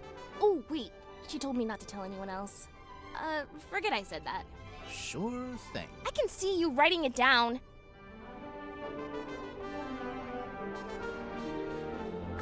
Mr. Warman? I usually just try to stay out of his way. He's kinda grouchy. Did you know him before the submarine? No. He did grow up in Silkworm, but he lived uptown in a big fancy house. And I, didn't. Born with a silver spoon in his mouth, huh? Come to think of it, I don't actually think Warman was born in Silkworm. And, I think he might have mentioned something about disclaiming his inheritance. I guess he wanted to make his own money. Which, by all accounts, is exactly what he did after he left town and wrote that book. So why would he need to come back? He just really wanted to meet him, I guess. Meet who? Who else? Captain Mortuga. When did you first meet Mortuga? When he let me into the submarine. Oh, it's just, you're both from Silkworm. I thought maybe you'd have run into him before that. My parents did. I know that much. Remind me. The harbor master and the shipyard mechanic. Ah, that tracks. So Mortuga lived an active life back then. He wasn't like a recluse? I don't think he's ever been outgoing, but from what I gather, he was very loyal to the few friends he did have. In fact, I'm pretty sure he was trying to reconnect with someone he once knew from the town. Who was it? Did he say? No, I never found out.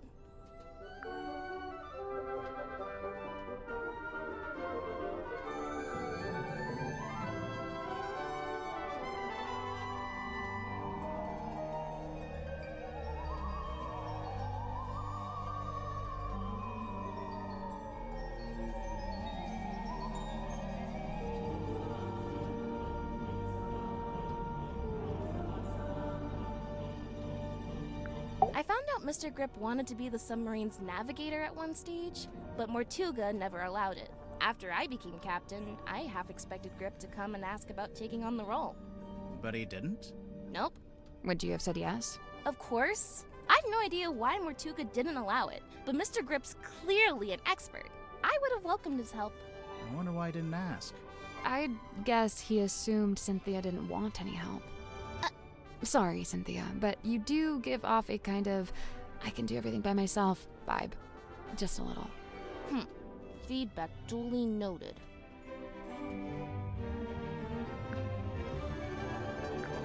You said you're 18?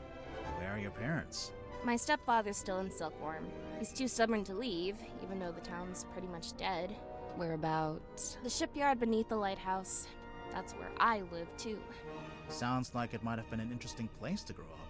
It used to be. Nowadays, it's basically just a big pile of rust. What about your mother? I'm sorry. It's okay. So, Cynthia, why did you want to become captain of a submarine? Not a submarine. This submarine. Like I said, it's just the way it's meant to be.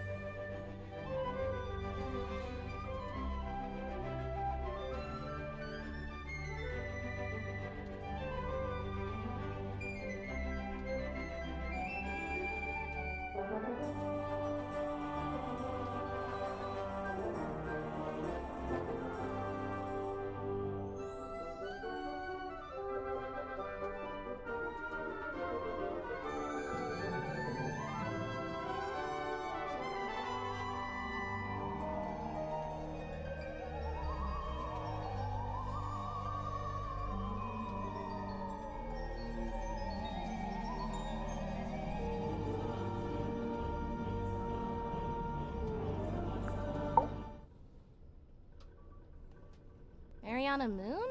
Do you know why she's on the submarine? I have to assume she was invited. So, what? Nobody's allowed on board without being invited? Naturally. Who invited you? Okay, maybe I'm an exception, but Captain Mortuga granted me access and he let me stay. So it amounts to the same thing. You know, now that you're captain, you could tell Mariana to leave if you don't like her. I never said I didn't like her. I think she's very interesting. Wow. Sim's my best friend. Well, that's nice. She's really cool and weird, and she knows all kinds of stuff about illusions and magic and curses and psychics and haunted dolls. What a ringing endorsement. Curses? Oh yeah, Sim's obsessed. She's convinced that she's cursed. Or even that she is a curse. That's why she wears that locket. I don't know. This sounds like kind of an unhealthy predisposition. I do like every totally. time. I'm actually pretty worried about her. Especially since, you know. No? So it's looking like Sim was the last person to see Mortuga alive. I'm pausing this for a quick. I like how the fact that every time they do a zoom in and use the pointer, it's someone else's hand, and it's clearly based on whatever around their wrist. They were both in that storeroom the evening he died. The Illusion Theater.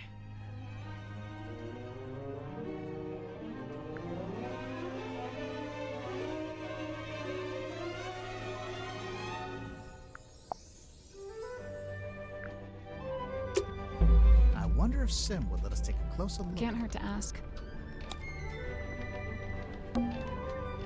Can we look at the control panel? If you promise not to press any of the buttons. I will make no such promise.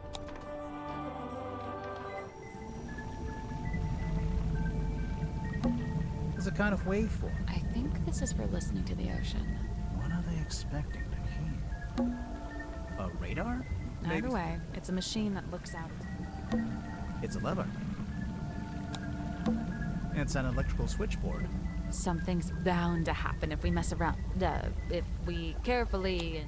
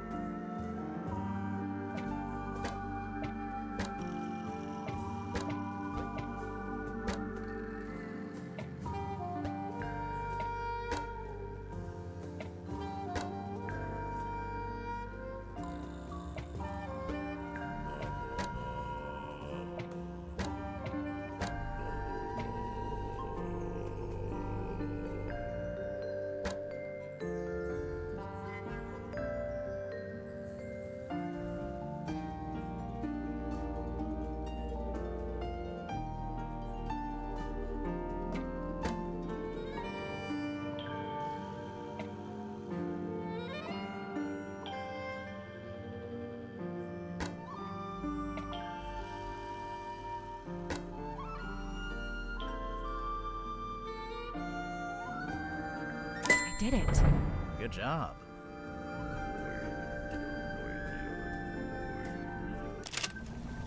Something unlocked. The hatch opened. And it's a ring-bound book.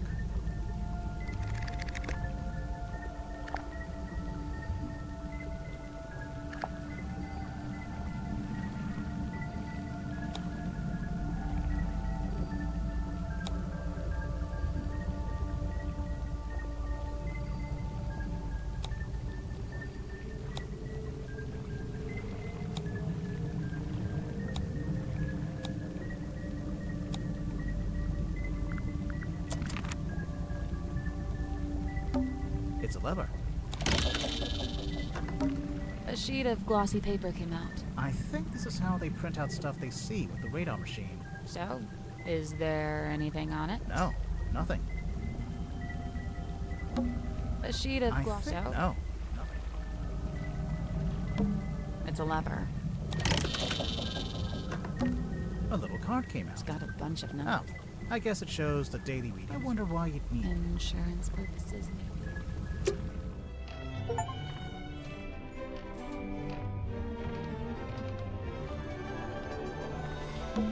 It's a throne. It's not a throne. Oh, well, what? Well, it's the captain's control. There's a label taped to the back. That's not a label. It's a whole document.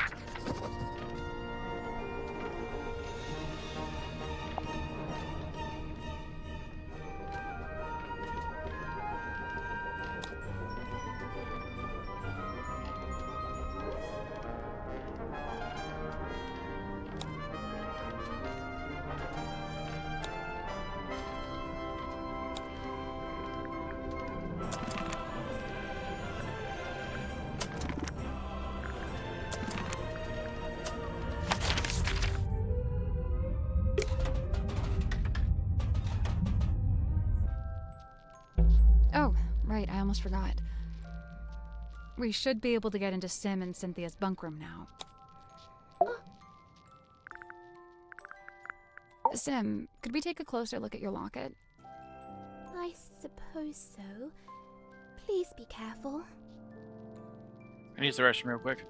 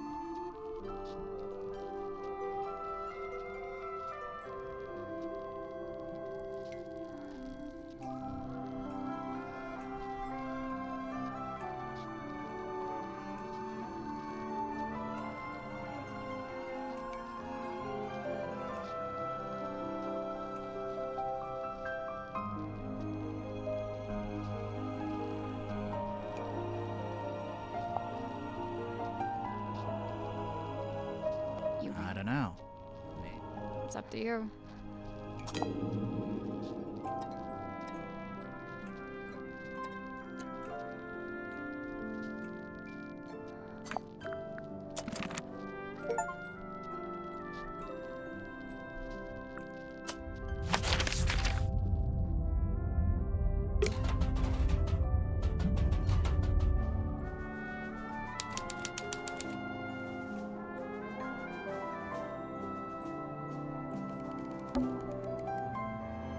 Oh, cool. A board game.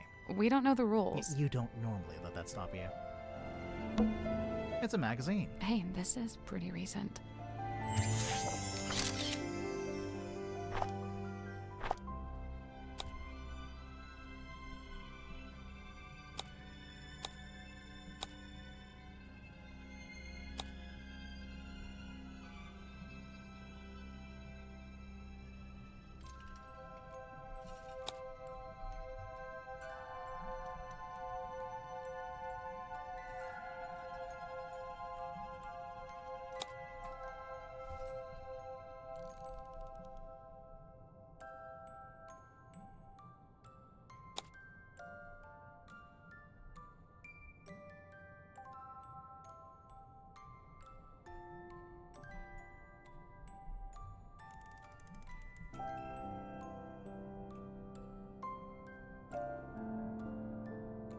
Or Dirk. Part of I like the least about this whole interview is the fact that she's not even read the other than the fact that Dirk got 2 things, not even like an attempt at a full interview. I mean, 2 things, 1 thing.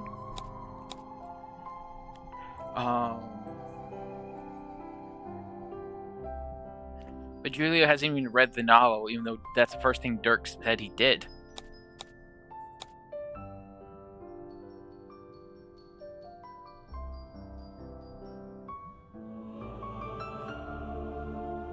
It's not even labeled.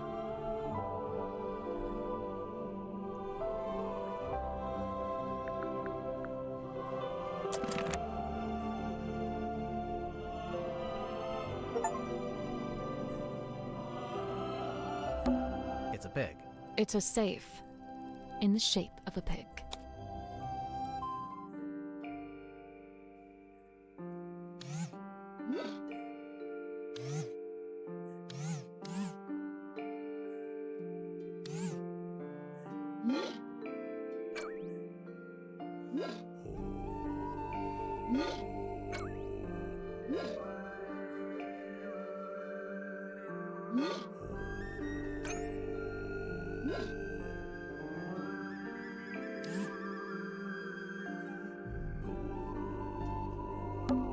These ones aren't buttons. It's just some kind of...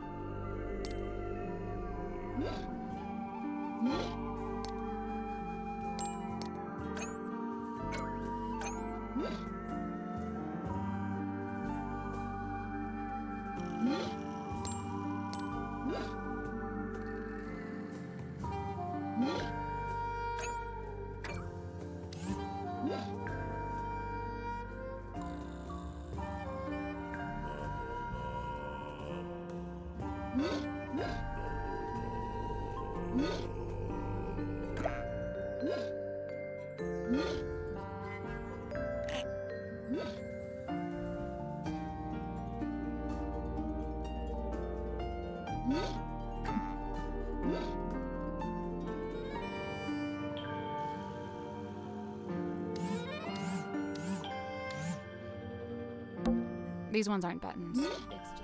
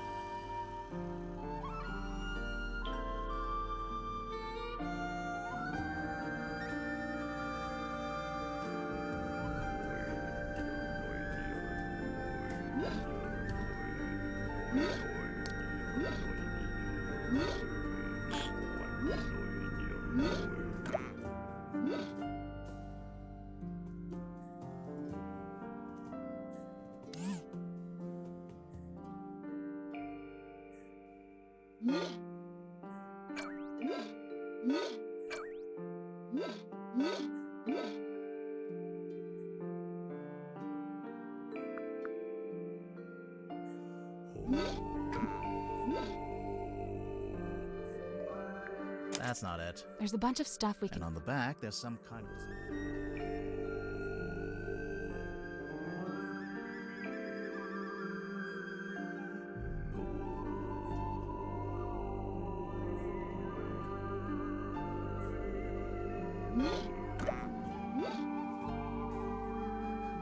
Hey, I did it. I'm impressed.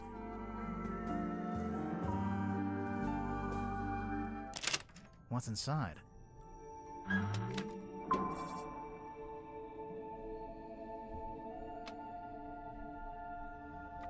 What the fuck?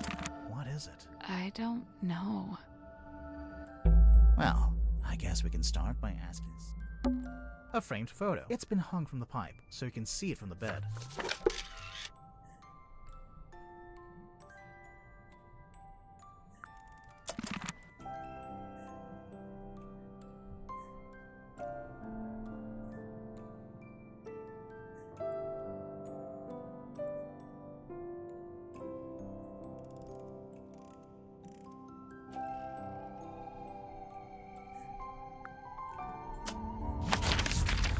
I'm checking make sure there's nothing in the mess hall, because God knows I'll forget again.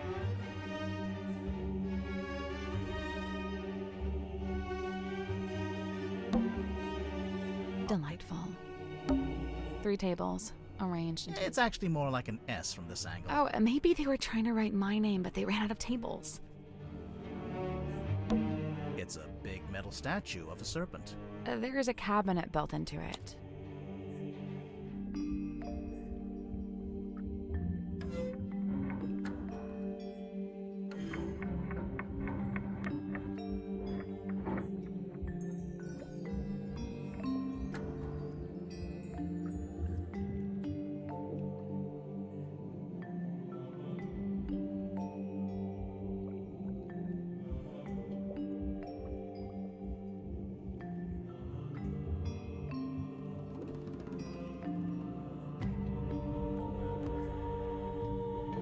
I have absolutely no idea what this is.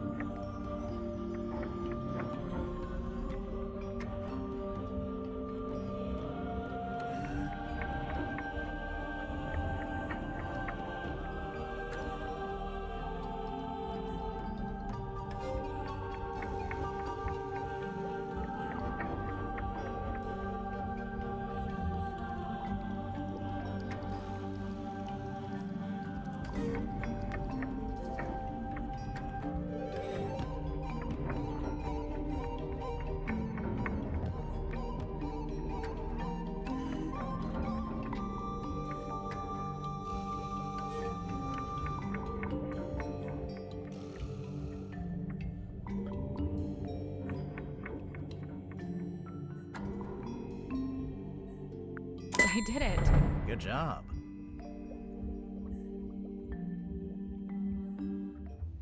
The little cabinet opened. Anything in there?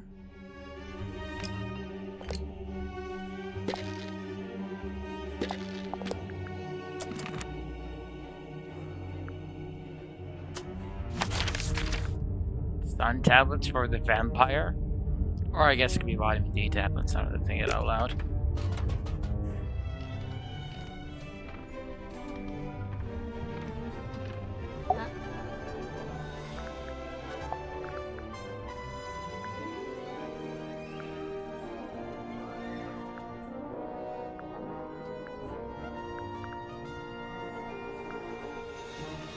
Right, start from the bottom, work my way up. This is what Mr. Worman did after he left town. Why would he need to leave town to write a book? I feel like he could do that from anywhere. It was probably more about making connections. You mean like in publishing? In anything. Silkworm's a real dead end if you got any kind of aspirations.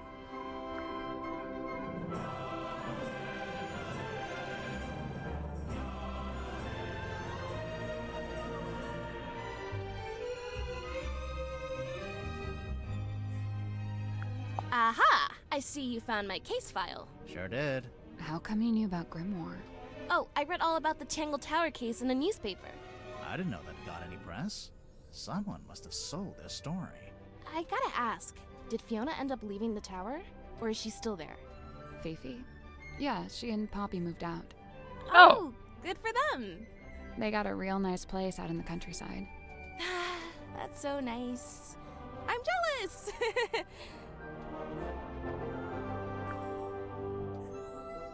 Now it's just two old bitter men in the house. There he is, Mortuga's little Oh, mascot. and What does he do? one bitter man and You know, one's wife. This, bit of that. A big green light shines out of his eyes sometimes. Yeah, we saw it. It lured us onto the submarine. That's the idea. How does it work? Do you activate it from in here? Nope, it just kinda happens. Wooden buoy is confirmed to be magical. I'm considering having this taken down. I'm captain, so I'm allowed to do stuff like that. Why would you want to take it down? It's just unnerving. It's making some of the crew uncomfortable. Some of the crew? It's making you uncomfortable. Baroness Fortuna. Who is she? She's the theater owner who adopted Sim. Did Sim like living with her? In the theater? Sim's reluctant to speak ill of her elders, but I get the sense that Fortuna wasn't very nice to her.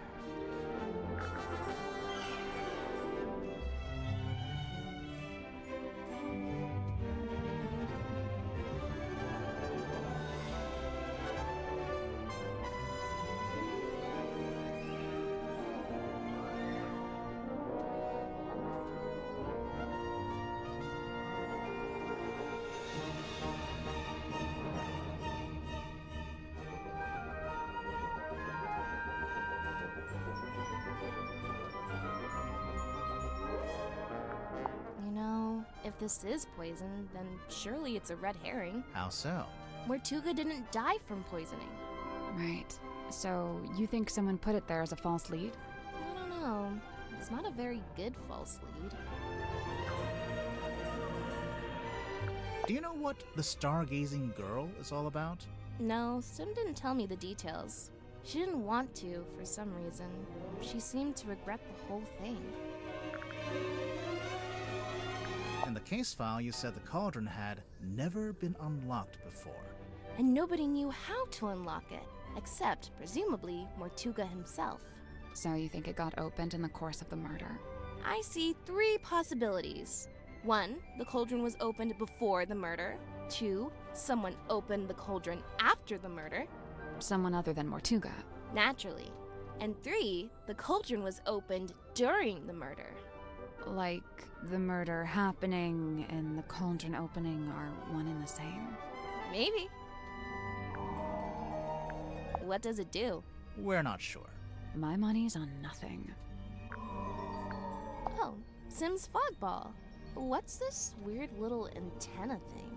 Is that not just part of the design? No, I don't think so. Huh. Oh, I know about this one. The silver snake. What do you know about it? Well, I know it's a big sea serpent that my mom and her best friend fished out of the ocean.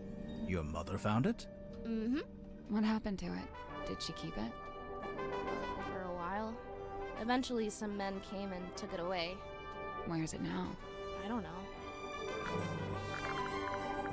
Hey, it's that bottle I saw Dr. Zephyr carrying around the submarine. Smells kind of like flowers or something. Weird. What about the thing in the bottle? I don't really want to know what that is. Fair. I want to know by virtue of mystery, but otherwise I would not know at all. Put it up on our hallway. That's her in the photo. Yeah. Who's the other woman? That's her best friend. They were always going on little adventures together. And one time, they came back with a sea serpent. The silver snake. Also known as the silkworm serpent. Why'd they take it out of the ocean anyway? It was injured. They wanted to look after it until it recovered. Does it not have eyes? Nope, no eyes.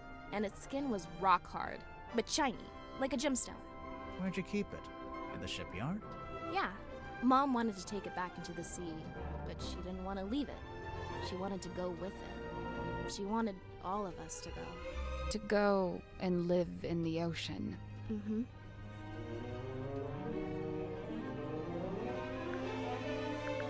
Do you know what this is? I don't know. Does it belong to Madame Tadpole? Oh? Seems like the kind of thing she might have fished out of the sea.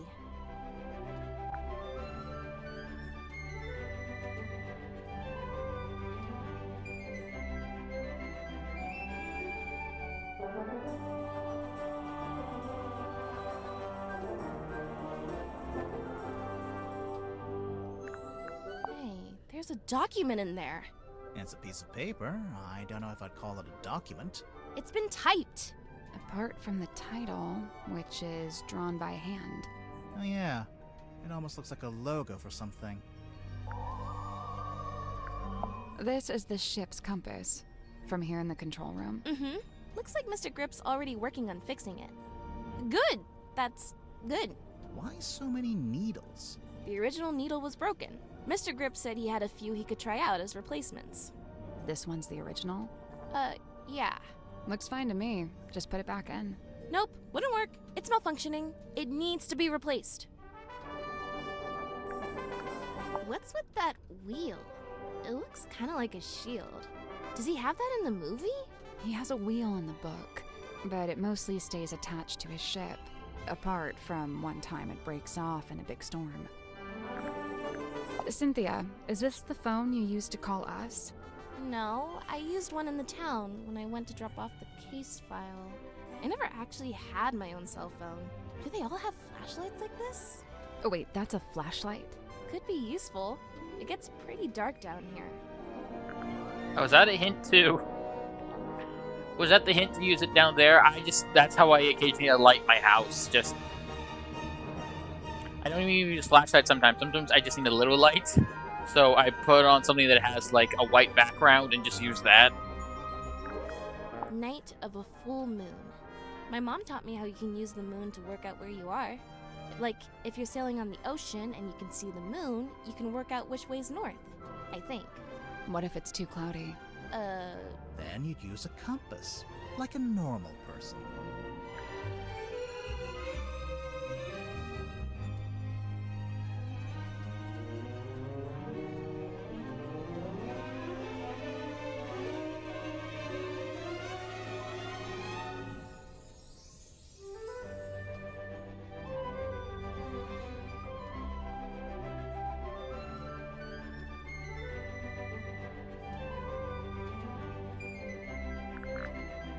Cynthia, this map's got your surname on it, and the S from your signature. Oh yeah, Seafoam Harbor. I mean, nobody ever really called it that, but my mom was the harbor master, so yeah. Give us your professional opinion. Laser gun? Shrek ray? Intergalactic hair dryer. It's an antenna. A really weird antenna, but yeah. Also, it's damaged. It's starting to rust, and there's sediment in the joints. Seawater can really do a number on electronics. You gotta be careful. Ocean Rescue Divers Association.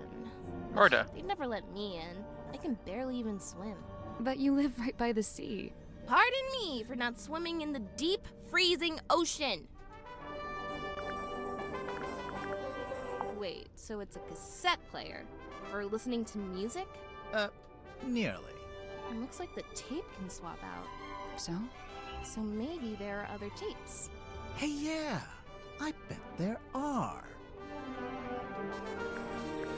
Mr. Worman's typewriter? It's a mess. The keys are all in the wrong place. I could fix it for him, no problem. Or Mr. Grip could do it, I bet. I don't think Worman wants anyone to fix it. Oh. Weird.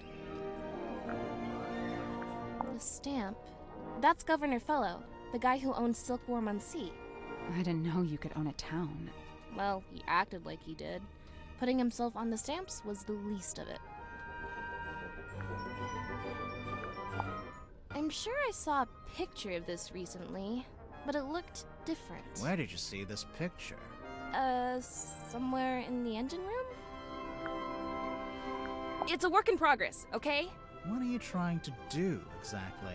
I'm trying to get a handle on the exact form of the submarine. Is that difficult? Given its messy history, yes it is. So, I noticed you're the captain, but you're not wearing the captain's jacket. I have my own jacket. This one stays behind glass. It's just the way it's meant to be. Okay, so what about your jacket? It's based on the one Mortuga had. See? The epaulets are kind of the same. Oh, I've been wanting to ask someone about this. How come Mortuga's jacket is like half a jacket? Apparently, he didn't want to wear anything on his right shoulder. Some kind of pain from an old injury, I think. Oh, you found the captain's log. Sure did. How does it work? So, at the end of every day, you're supposed to print out one of these little cards with readings from the submarine's movements in the last 24 hours. Then, the captain signs it and writes about anything noteworthy that happened. So the card on the top, that's from the day Mortuga died? Yeah, I figured we should have a record of it. You took over as captain that same night? What of it? Nothing, just asking. There it is, in black and white, signed by me, signed by Mortuga. Yeah, I can see. Where'd it come from? Mortuga wrote it. I think he used a typewriter. And what? He presented it to you? When? Well, no, because he died. So.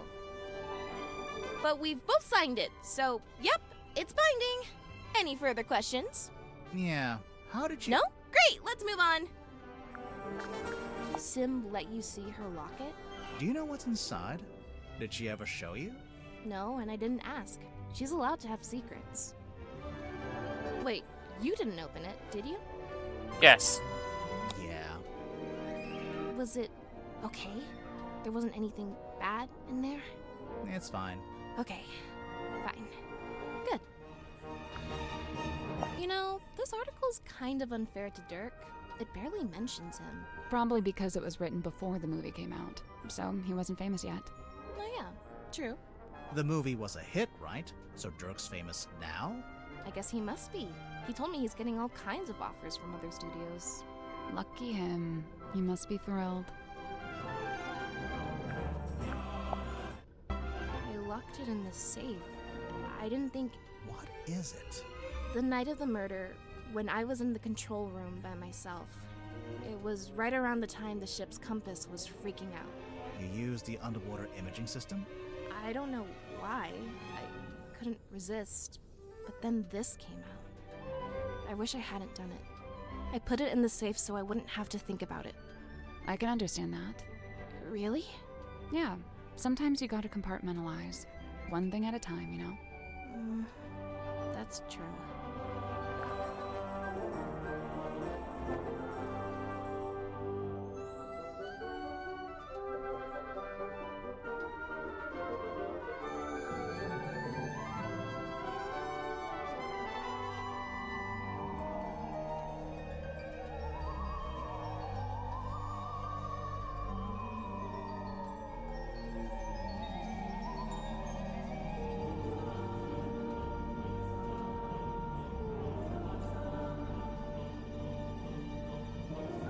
That's your mom?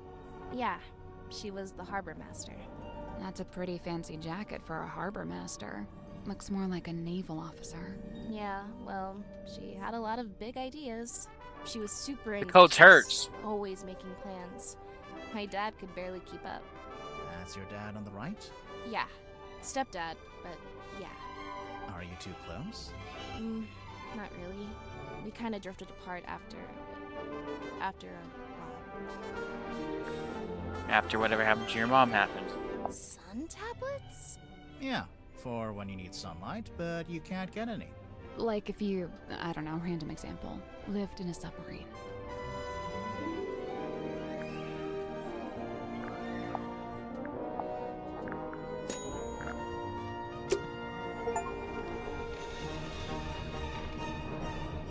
Dangle Tower. Connected to Dangle Tower again. Woohoo!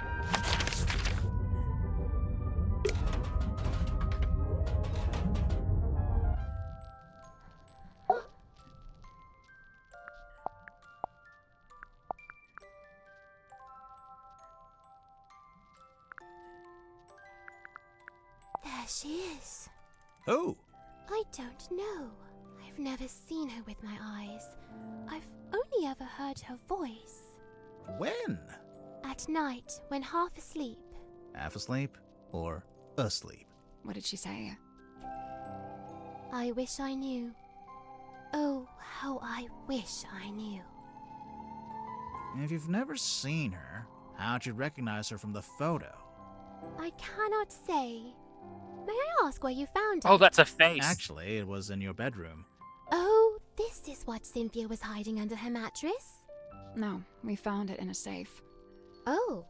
But now I feel like we should check on Cynthia's mattress.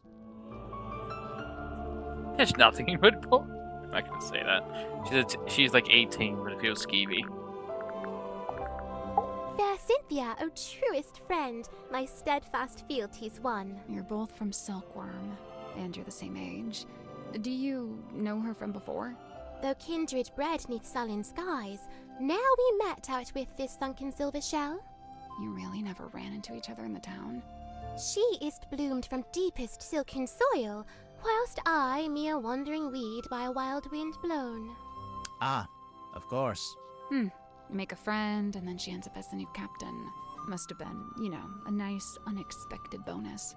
'Twas no sudden thing. Full well she plotted thus her course of fate, to helm this vessel next by rightful claim, for she, in law and title, holds its name.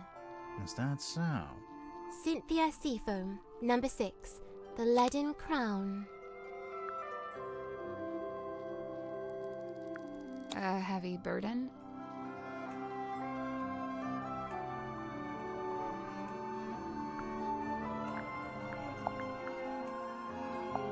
Right. I guess we should go look under Cynthia's mattress. Alright, I'll do that first before I do anything else.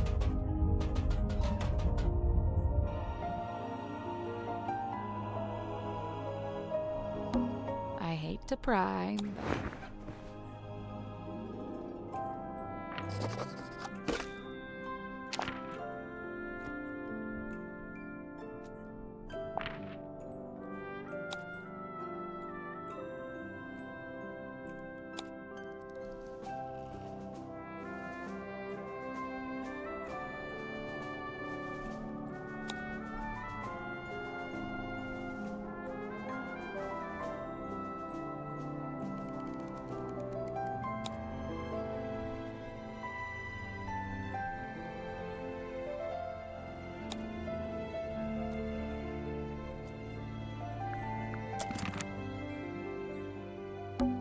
It's Sim's bed. How can you tell? It just has her energy. It's Cynthia's bed. Look at that little wooden house. Aw. Looks like it'd be a nice place to live. Old books. Mostly fairy tales for young children. They've been stacked up into a little tower. What flavor? Sun-ripened tomato. Dang. Sounds good. A few drawings. A mouse, a girl, a leaf. They're, not good. You're right. They're great. It's a mirror. Sally, you can use it to fix your hair. My hair is perfect and does not need fixing. Instant photos. The kind you have to shake. That's a myth, actually. You shouldn't shake them. It damages them. Well, that's my life turned upside down. You're not supposed to shake the book, but everyone does it! It's Sim and Cynthia's It's pretty cozy. Instant photos. That's a myth. Well, that's my light. It's a window. It must be a light, too, since we're underwater. They've taped yellow paper to it. So? I think they want it to look like the sun.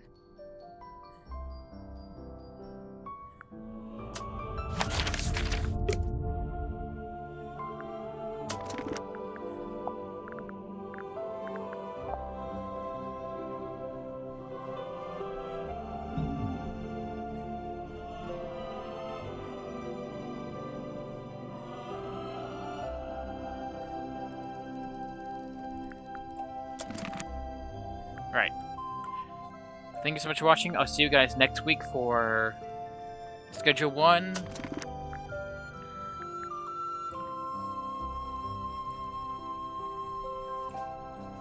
My brain entirely stalled again.